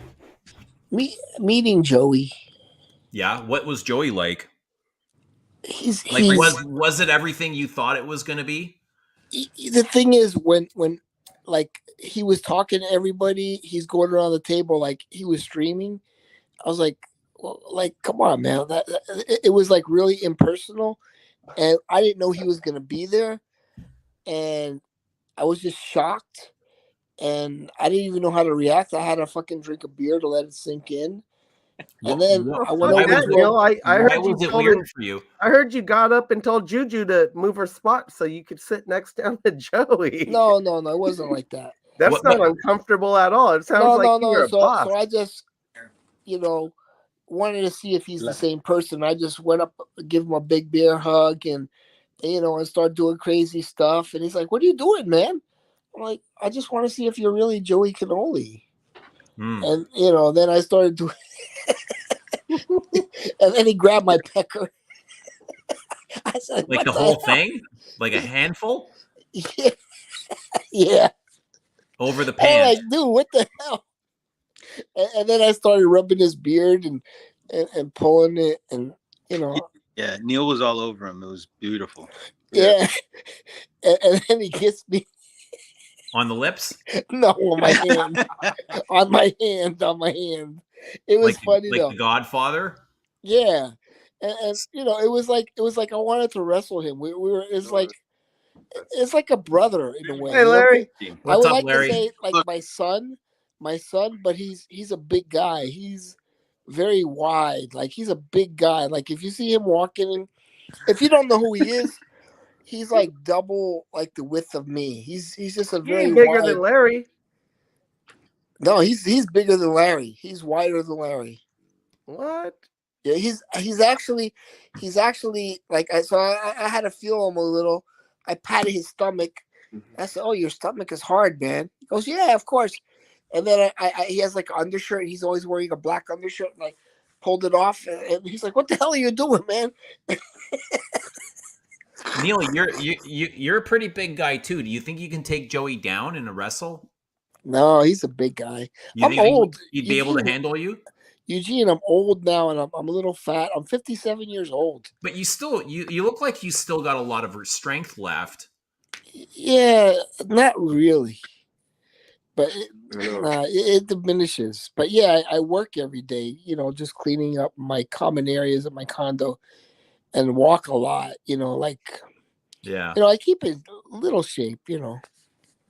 That's good. Yeah, Neil looked like he wanted to wrestle him. Yeah. Yeah, just like what guys do, right? Yeah. Yeah. Yeah. Hey, but enough about us. Like, if I clicked on the link, I wanted to know. So, if you were here in Chicago, what fragrances would you bring? Fragrance would probably be the last thing on my mind. Exactly. No, but what would you want to like wear while you're just I probably would have brought a couple of Chanel's with me on Teos and Egoist. All right. Yeah. There you go. That's the best of both worlds. You got your citrus freshies, and you got your dark leathers.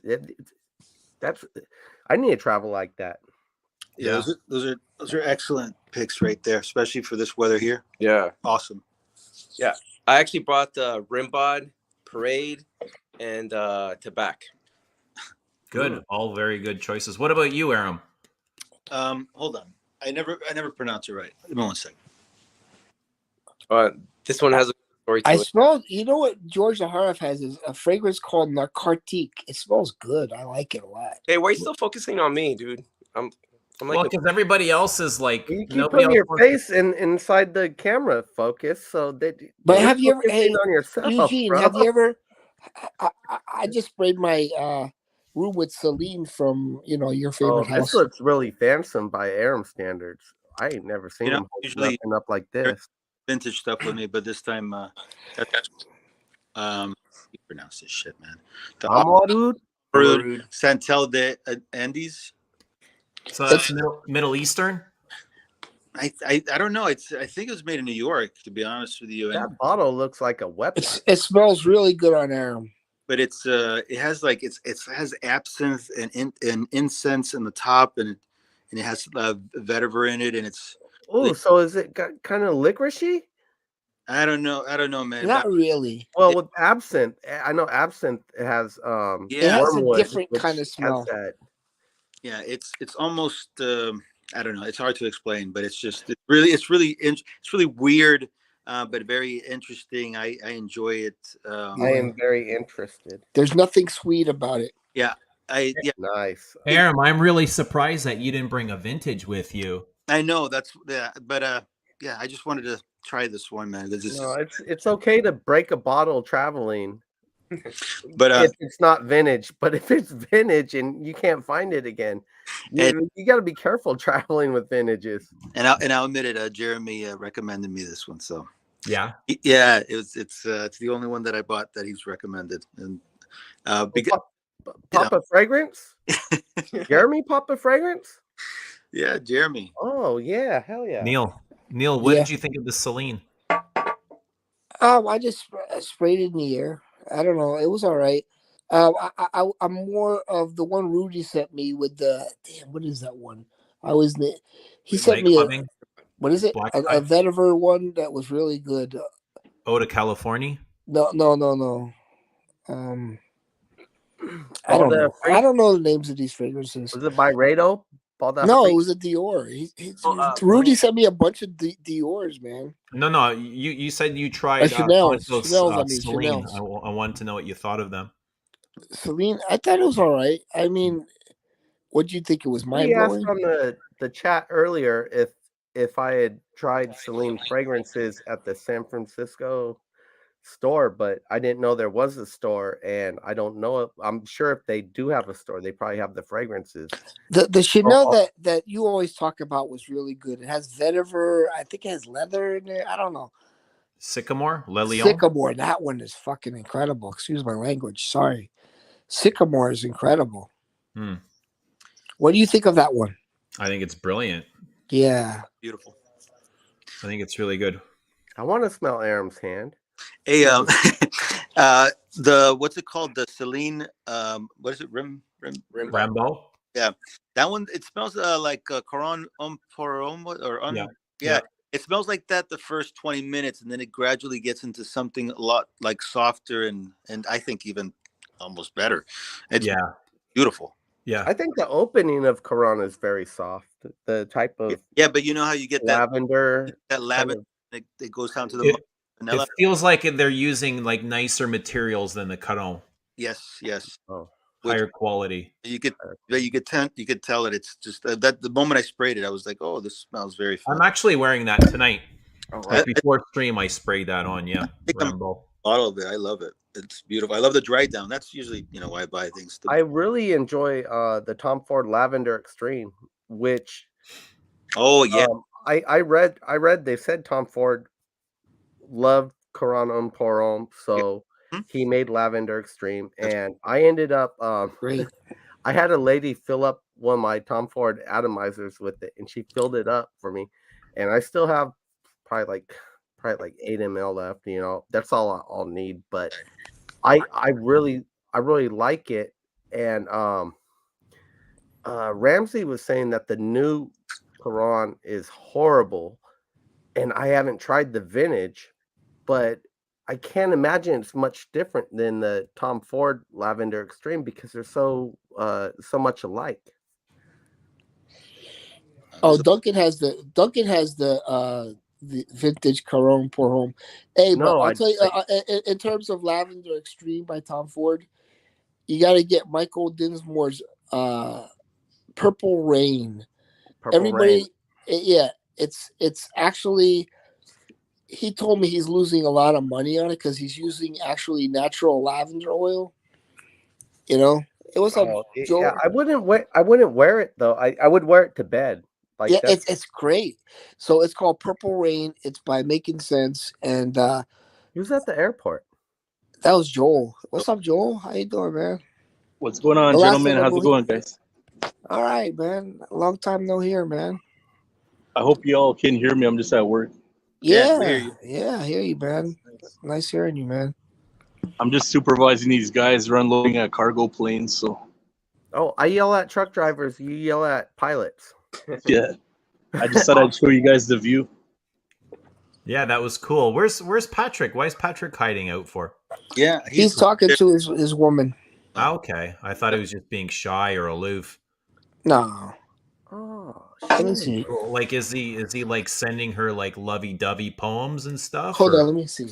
I was trying to find out if Patrick found some yellowtail out there in Chicago. What does that mean, Duncan? I'm not gonna- I don't know. You gotta use your imagination. seafood dish, man. Did you see? Hey, say hello to these guys. What's up? What's going on, Patrick? Yeah, he's busy. Oh wait, no, talk to her. I Let him be. didn't want to interrupt. Let him be. He's talking to his woman. Come back to the stream. Seems like Patrick's the guy you bring out to the club, and then he goes and sits in his car and like texts with Talks his to his woman. girlfriend. He texts with his chick. Yeah.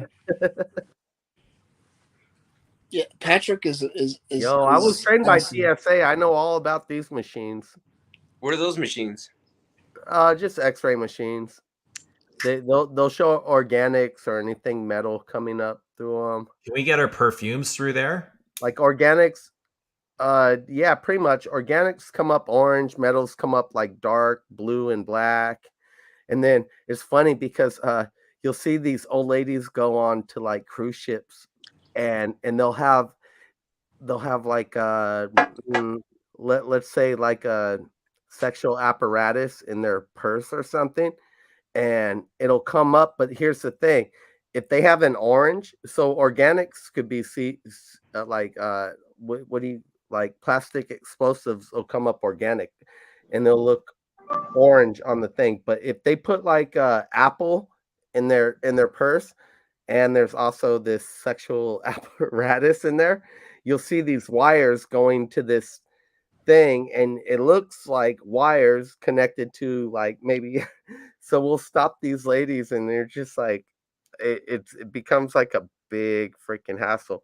If you put anything organic, like any sort of food in with any electronics, and they're together, you're going to be looking at wires and organics, and that's what you don't want to see, because it looks like plastic explosives connected to a giant dildo. And the most giant of dildos are usually from the oldest of ladies. Damn. Yeah. Man, well, speaking of dildos, I'm gonna go to bed, man. Thank you so much for letting us on, Eugene. Anytime, man. Good to see you. Thanks for coming on. Hey, I still want to eat a bucket of fried chicken with you in Toronto. Anytime you're up, man. You gotta make that happen. I'm easy to find. Yeah, we'll take you to all the buckets of chicken. We got good chicken up here. Oh, nice. Yeah, man. It's good to see you, boys. Yeah, same here. All right, guys. Have a safe trip home. All right, man. Thanks. All right. We'll Later, Good Dunk. night, guys. Later. What's up, Joel? What's going on, Neil? How you been, man? Yeah. So you're a sentry? A sentry, right? Security? Yeah. I'm at cargo too at the Toronto airport. You got to do your rounds, right? You're like a rover. Joel, are you allowed to show that footage that you are? Yeah. It's not gonna be a problem. Yeah. All right. Yeah, it's all good. So here's a story for you. So I was smelling all of the Zaharoffs and all the, some that didn't make it, this and that. And he let me smell one called Zaharoff 2007. It was in a square bottle. And the best way I could describe it is like a floral musky fragrance. And I was like, what this is freaking incredible. And You're making me jealous. You're making me jealous. Yeah. I know you. I know that's why you're doing this. No. So, no, it's never been released.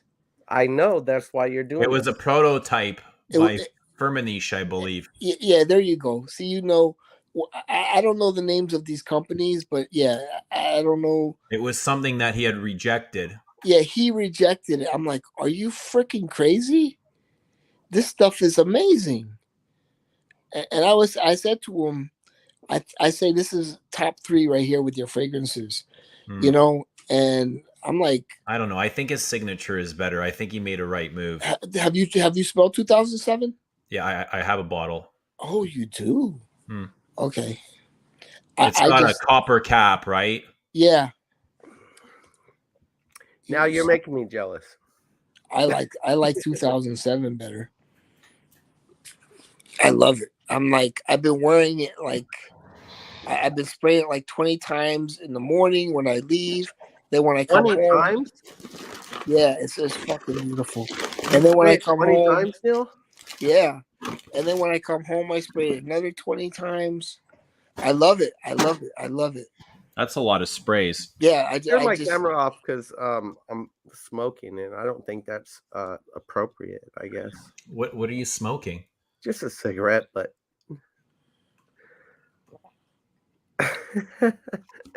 Neil, what was George like? Did you spend a lot of time with George? Yeah.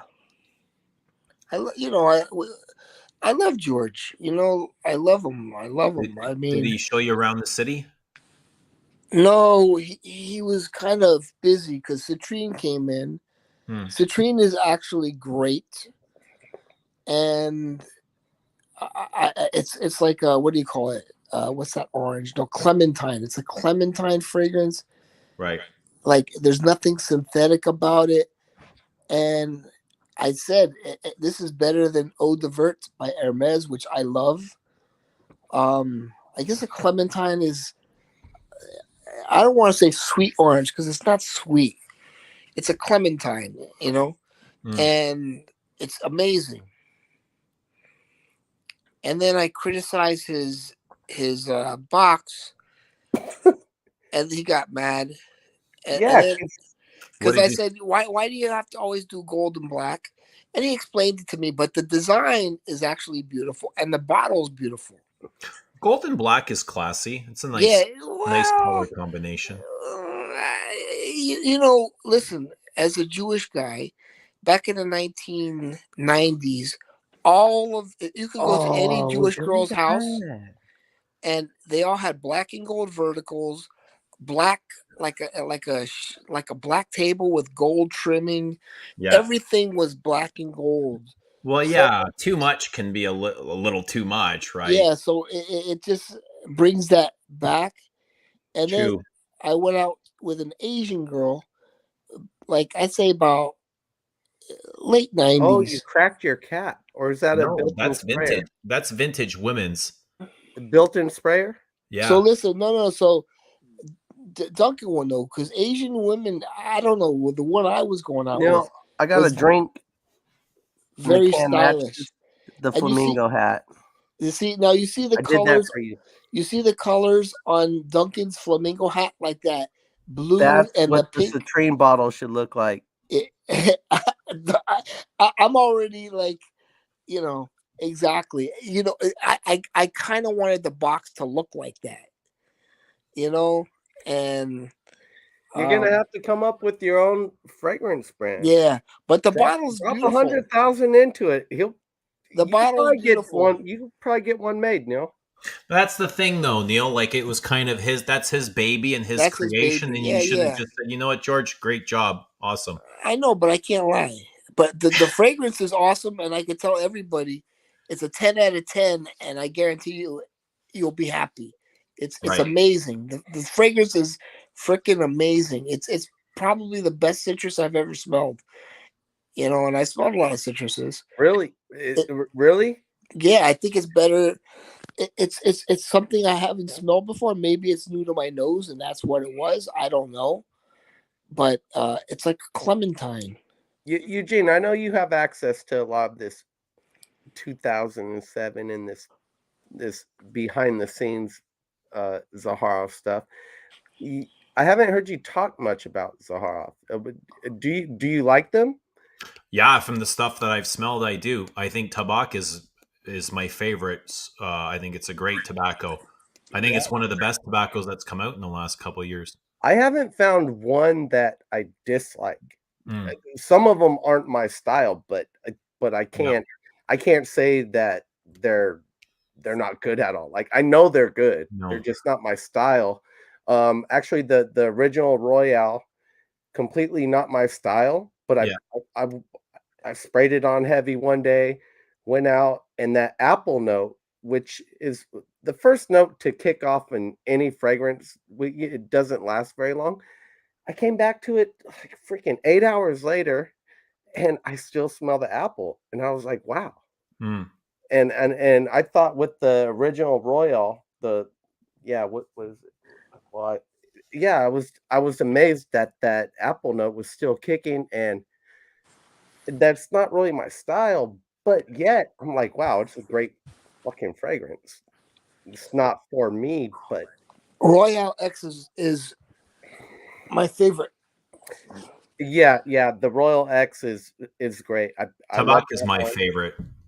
There's not, I haven't found one that I could fucking shit on yet.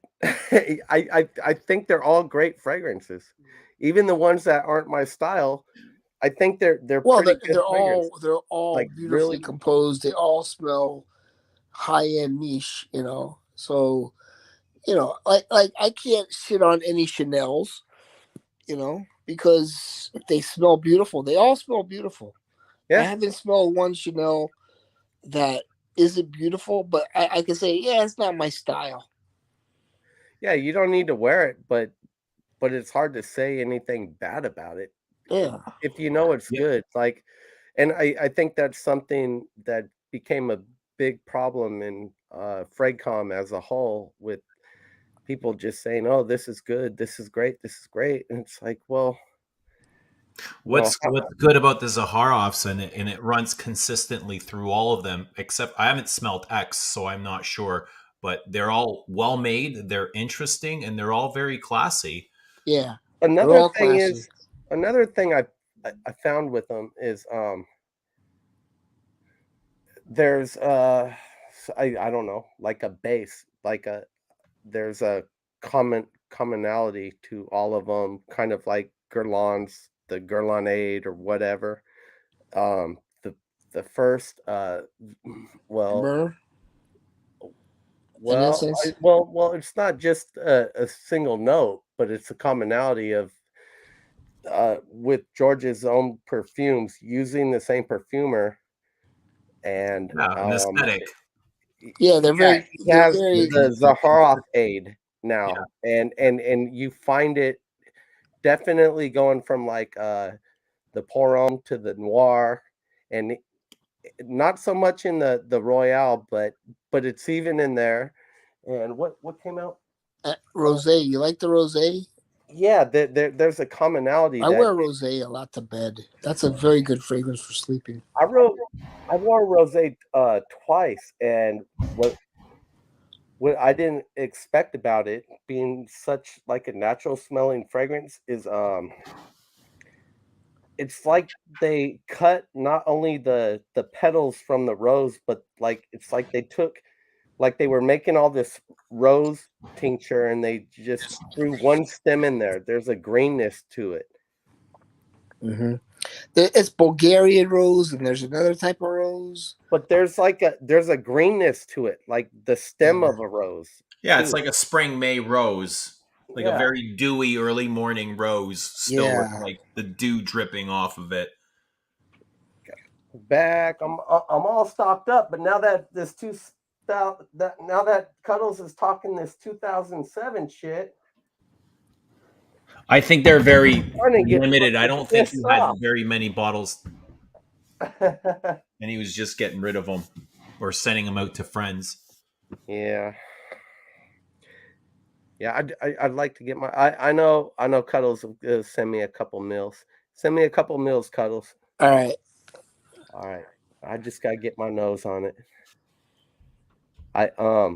Yeah, I got the original one, the old one, and then Patrick was one of the only guys who had it, and now there's like Oh, there's probably like 5 bottles out there that we know of, but yeah, the old what was it, 99? Dude, that's I I think that wrapped one this thing up. is one of the best ones. Yeah, Neil, when those guys go to bed, are you gonna teabag them or anything? No, Is there any of that horsing around going on? no, not really. Patrick and Patrick is cool. We we get a little touchy. He twisted my nipple. Did you sleep with any of them? Like, you guys share a bed? No, we don't share the same bed, man. No spooning going on? No spooning. No tickling? You guys don't tickle each other? No, yeah, we're kind of like that. It's kind No of pillow weird. fights?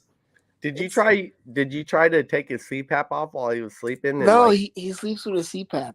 yeah, but did you try to take his CPAP No. off and use No, it because for I would be yourself? pissed if somebody did that to me. Oh, What's up, dude, Alex? Alex game Chu's in here. How you the doing, game is Alex? thick. The Huh? game is thick. You don't mess with another man's CPAP. No, you don't. Oh, I No. didn't know it was that. Hey, Alex, how you doing, buddy? I haven't heard from Alex Chu in a long time. He's like, I ain't talking to you no more. What's up, Germs?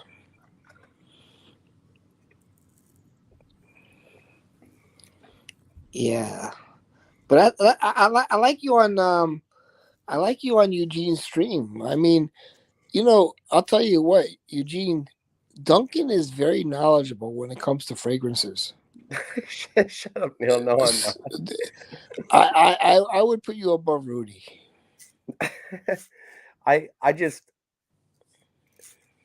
like. But you've tried a lot, and you know how to describe them pretty well. And then your I think I can descriptions. pick out notes, which is something a lot of people can't do. I could pick out notes, and I don't think a lot of people can do that. Some fragrances I can't. Like Royale X, I try to pick out notes. The only thing that really is obvious is the musk. But I actually did a review on it. I said it smells like Osme Perfumery. Yeah, I said, yeah, but don't get that mistaken with like Nordstrom's, because Nordstrom is very synthetic. But when you walk into Osme, it's like this beautiful aroma, and everybody says the same thing. Oh my god, it smells so great in here. When I go to the boutiques and like here in San Francisco, they, like I've told you before, they kind of know me. I grab a pile of test strips and then they just kind of leave me alone now. But they used to try to help. Oh, what are you looking for? I'm like, oh, don't worry about it. I'll find it. And then they'll try to help, and then I'll spray something, and they'll try to talk to me about it. And I'm like, yeah, I know. Do you get annoyed, Duncan, when they get in your way? A little bit, yeah.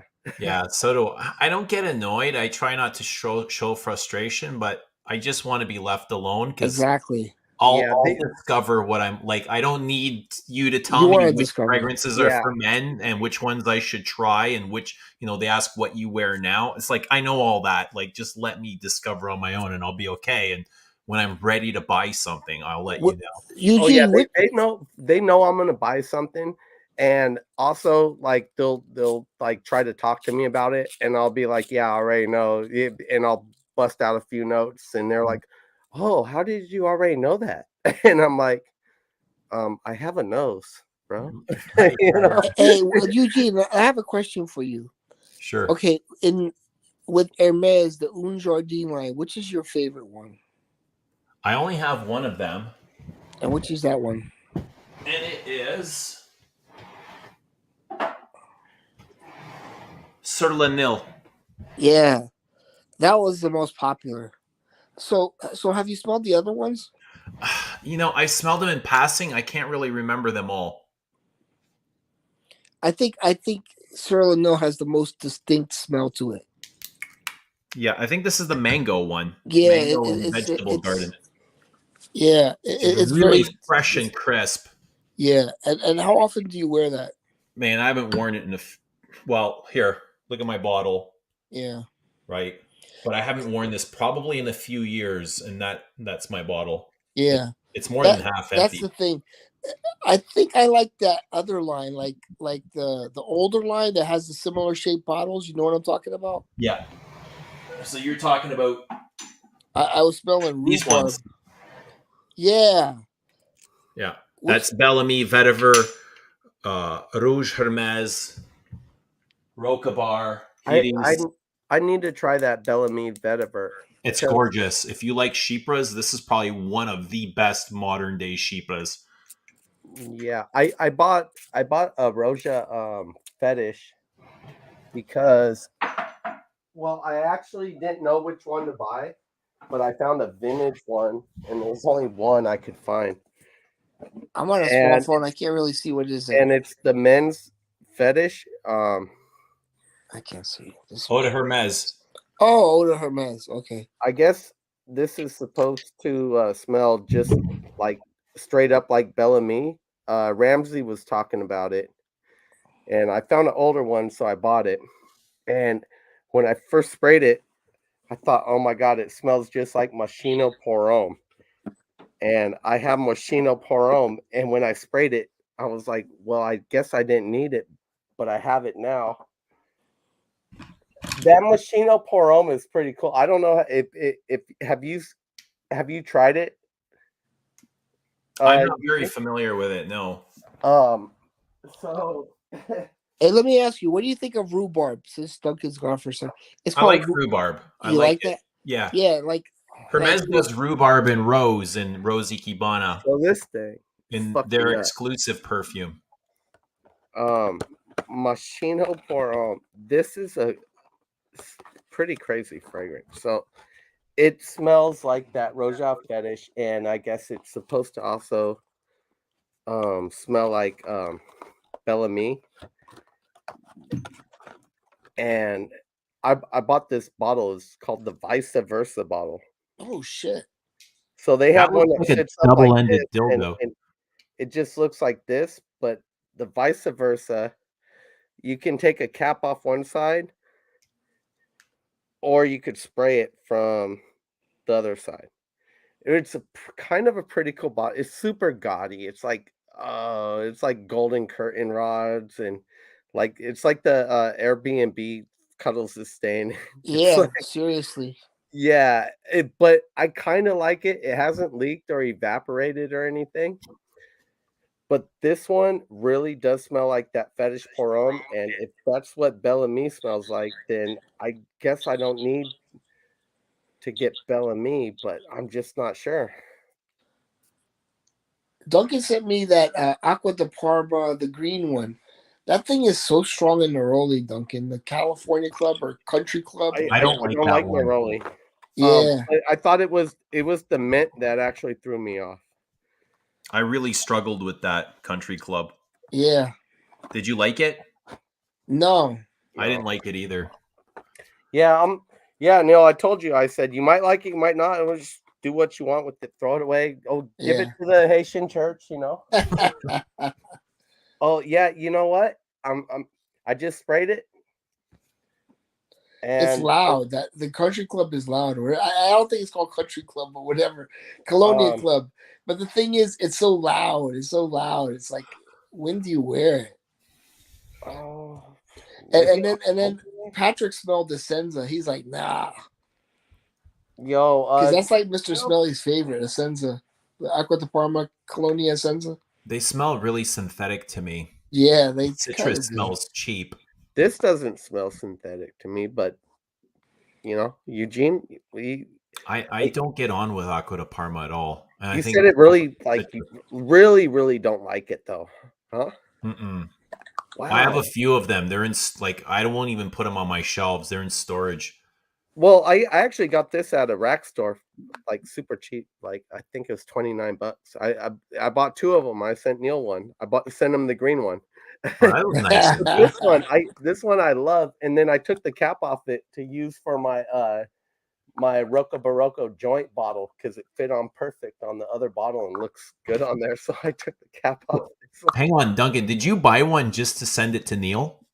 No, I bought them two because they were like $30, and I know they retail for like 75 or 90. And I was like, well, shit, I might as well buy both. Well, they had got red tag, You know, they got red tagged twice, and I'm like, shit, I don't think they're gonna be under $30. I might as well get them both. And I tried both, and this one, I think is like it's an epitome fragrance. I put it up there as far as like if I had to Classic. classify colognes, like this is classic Italian cologne personified. This is classic Italian cologne. This is what it smells like. It's probably their best fragrance. I like the more vintagey Italian. Like I like this fair. I think this is Came really out in nice. like 1820. Yeah, that's the thing. There's Yeah, no I like more that. vintage than 1820. Exactly. Like this No, one I don't came like out in that. I don't like 1820. the Colonia. I don't This like came any of out. them. This came out in like 1820. That's pretty vintage. But yeah, right. It originally came, but that was probably created in 2018, and it's not the same as the vintage. Yeah, I got you. Man, well, stick with it. That's a good one, Gianfranco.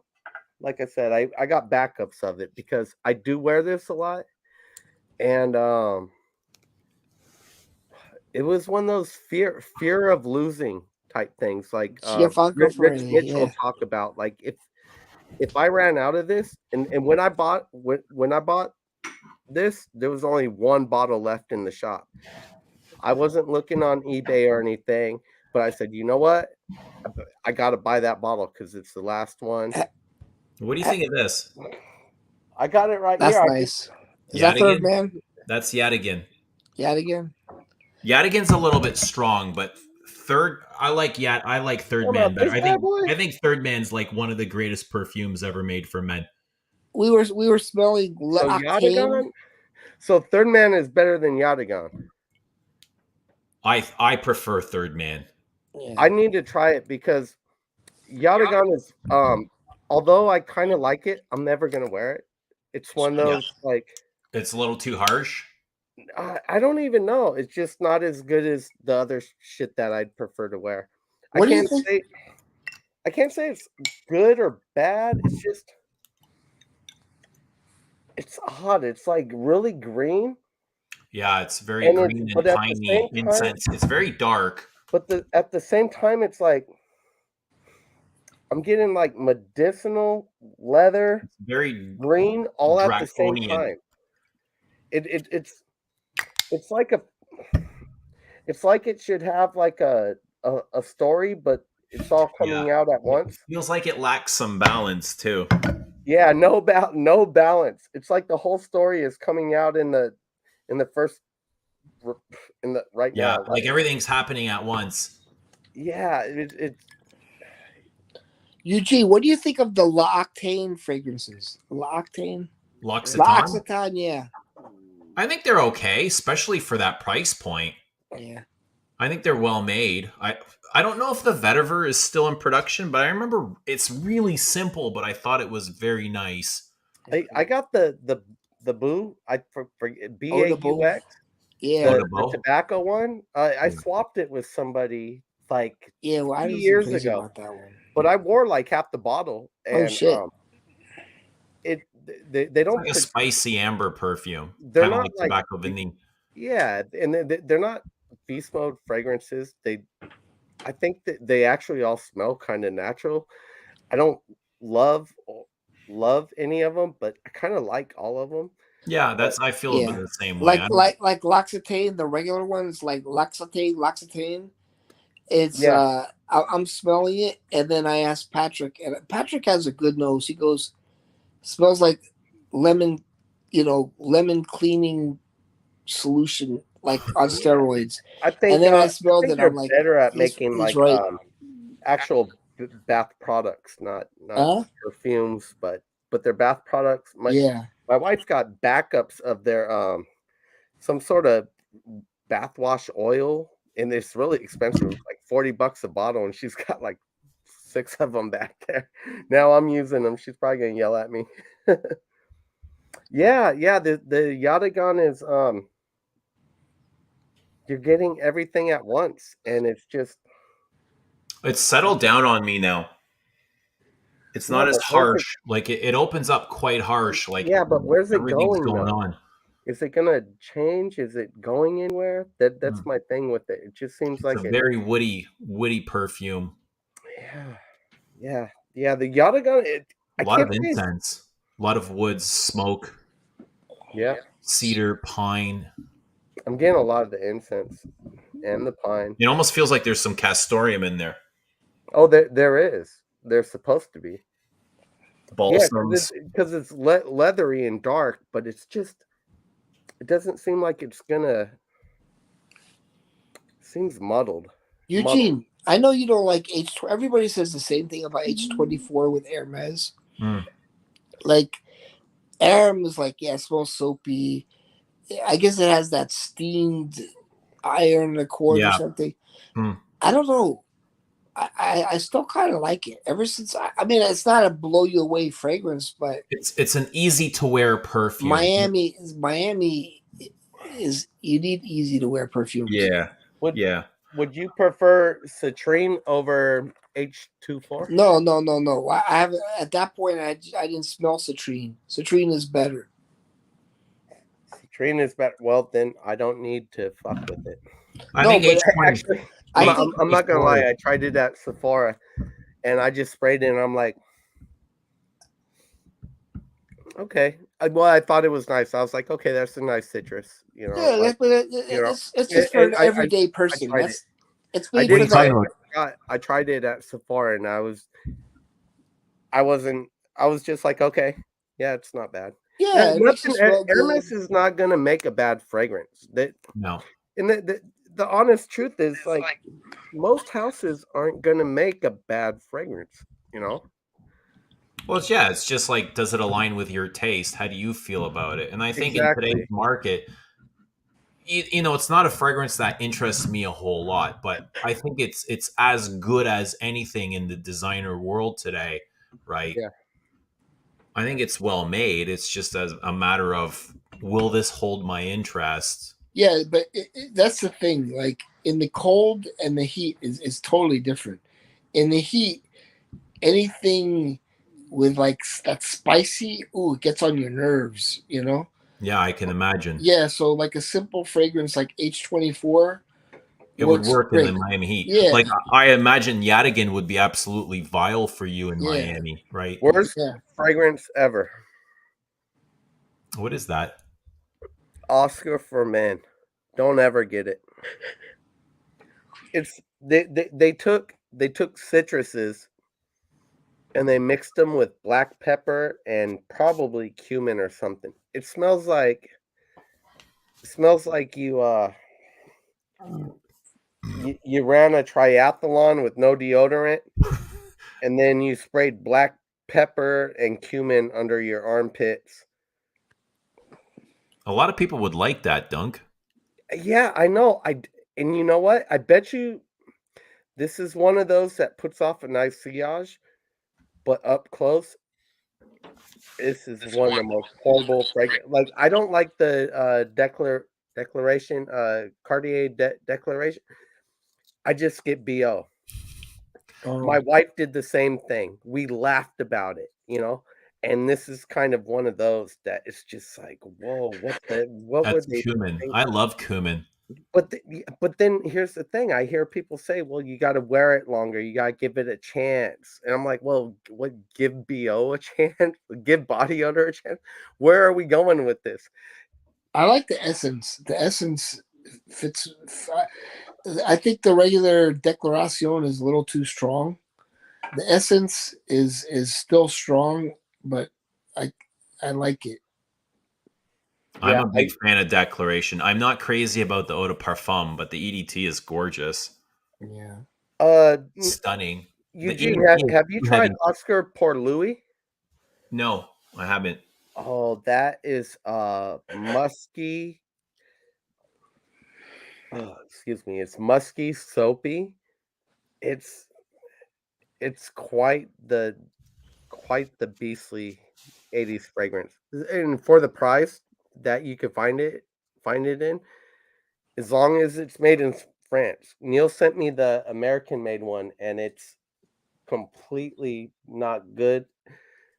Get it made in France. Oh man, Oscar Pour Louis is a great fragrance. If you want musk, so it kind of reminds me of a Zaharoff X in a way, the way that it's clean and dirty at the same time.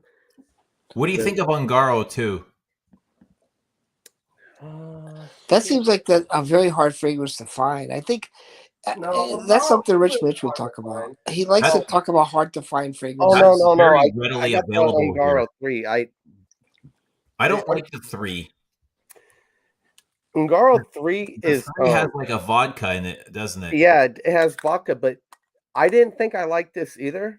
But this is one that when I wear it and I get nose blind to it really quick, and it might be the vodka note.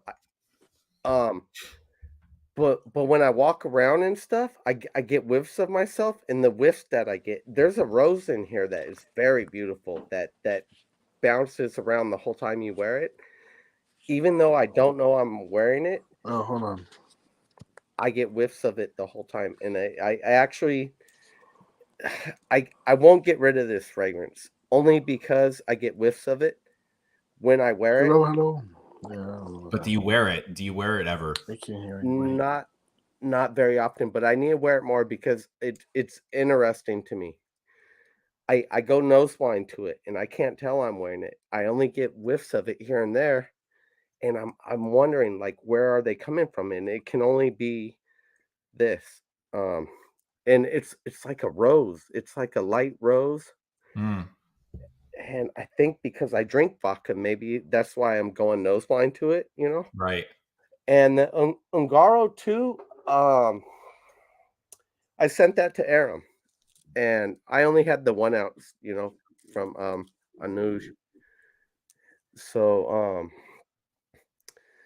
I don't know. There was something about it I didn't like. Maybe there was Neroli or Lang Lang. There's a few notes that will turn me off of a fragrance, and if I get it, I'm just 100%.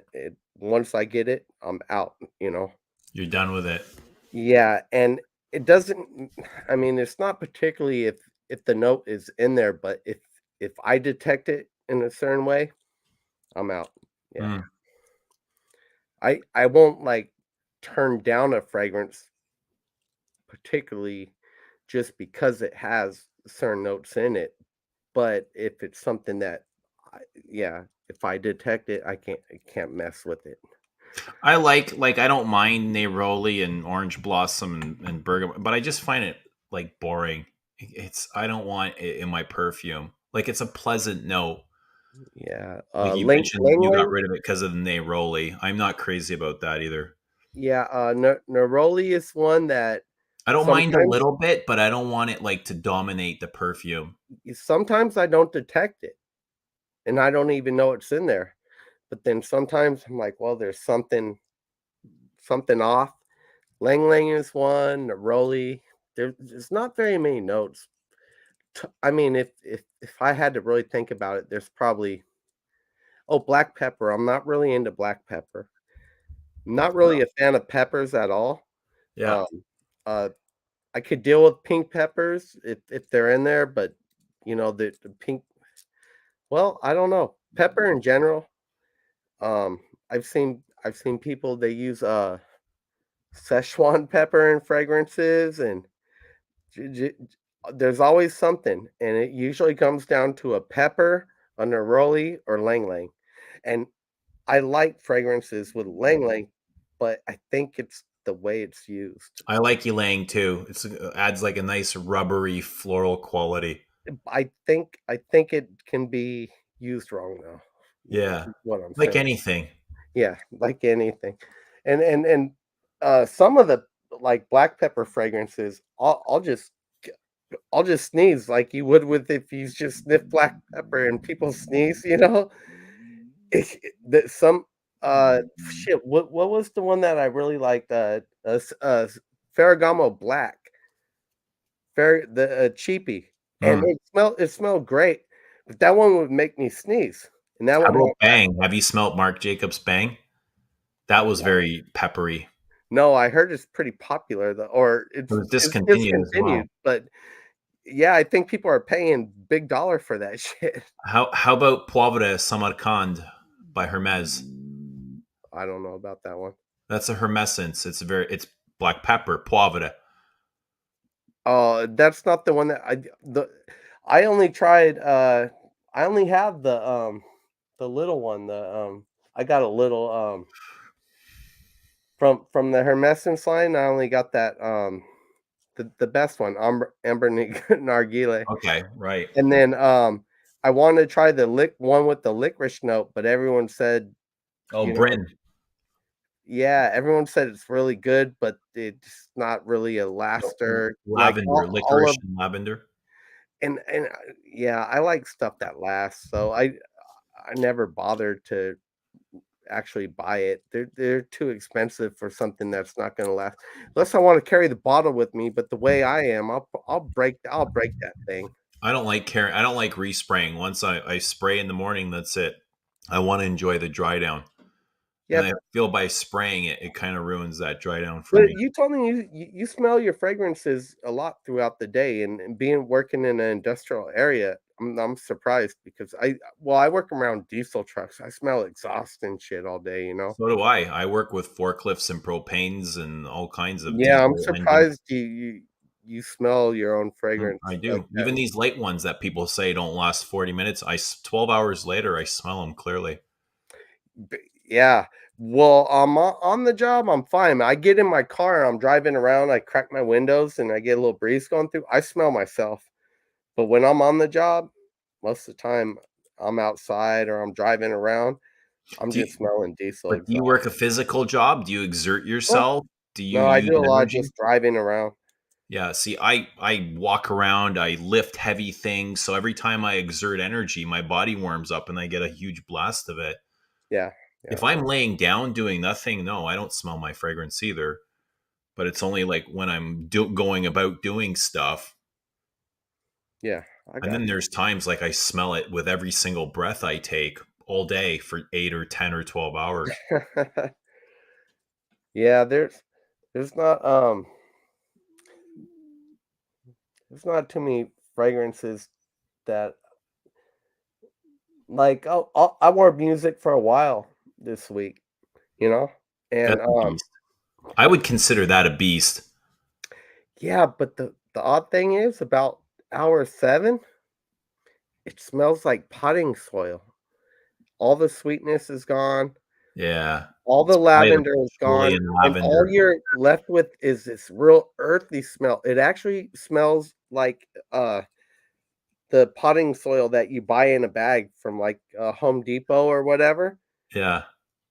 I don't know if you noticed that or if you took that fragrance that long, but next time you do, check it out because I noticed that every time I wear it, it smells like dirt. After about 7 to 8 hour mark, it smells like dirt. There's no That sweetness. There's nothing left, and it smells like earth. That's funny you say that because when I wear Coromandel, I get soil from the I patchouli. have never tried that. I'm gonna have to get in. I'm gonna have to get my nose on that. Well, Corey yeah, man. if you like patchouli, you need to try Coromandel. Definitely. I'm not sure what other patchoulis I could try. I got this Tom Ford patchouli absolute. I Have you like tried that. Le Lion? No. You need to try Le Lion. Have you tried papyrus? Hortus Sanitatis? The Gucci? No, but isn't that one kind of like a rubbery violet leaf? Nope. Oh, I thought that was one of those violet leaf rubbery That's a ones. good patchouli. Is it? Oh, okay. Okay. I'll talk to John. I'll talk to John. I think John bought that and said it's quite nice. I thought it was like one of those rubbery violet leaf fragrances. No, not that one. Yeah. All right. Well, it's getting late. I'm gonna let you get to sleep. I know it's fucking 1,000 years old over there in Canada. 1,000 years old in Canada. Yeah, it's almost 4 a.m. here. I better get to sleep. I got to be up early, and I've got some things to do. But anyway, it's been very pleasurable. Good having you with Thomas and Galen, and we had Tara. Were you here for Tara? Yeah, I watched from the beginning. Oh shit! Yeah, Tara was the very first to hop on, and then we had the boys out. Tara's great. Tara's great, man. Yeah, in She's Chicago. my age. Like I said in the chat, I compare all women to her, Yeah, who are my age. That way I know what's going on. But we're gonna have to arm wrestle it. You and I have to arm wrestle for her bike seat. yeah, you're you're probably gonna win. I don't know, man. We'll figure it out. We'll figure it out somehow. Maybe we'll have a game of pool. I got a couple of years on you. You might be too old. You might be too old. All right, okay, we'll see. We'll see. All right, Eugene. All right, good to see you, nice man. day, Come bro. back anytime, all right? All right. Thank you. Thanks, Dunk. Bye, everybody.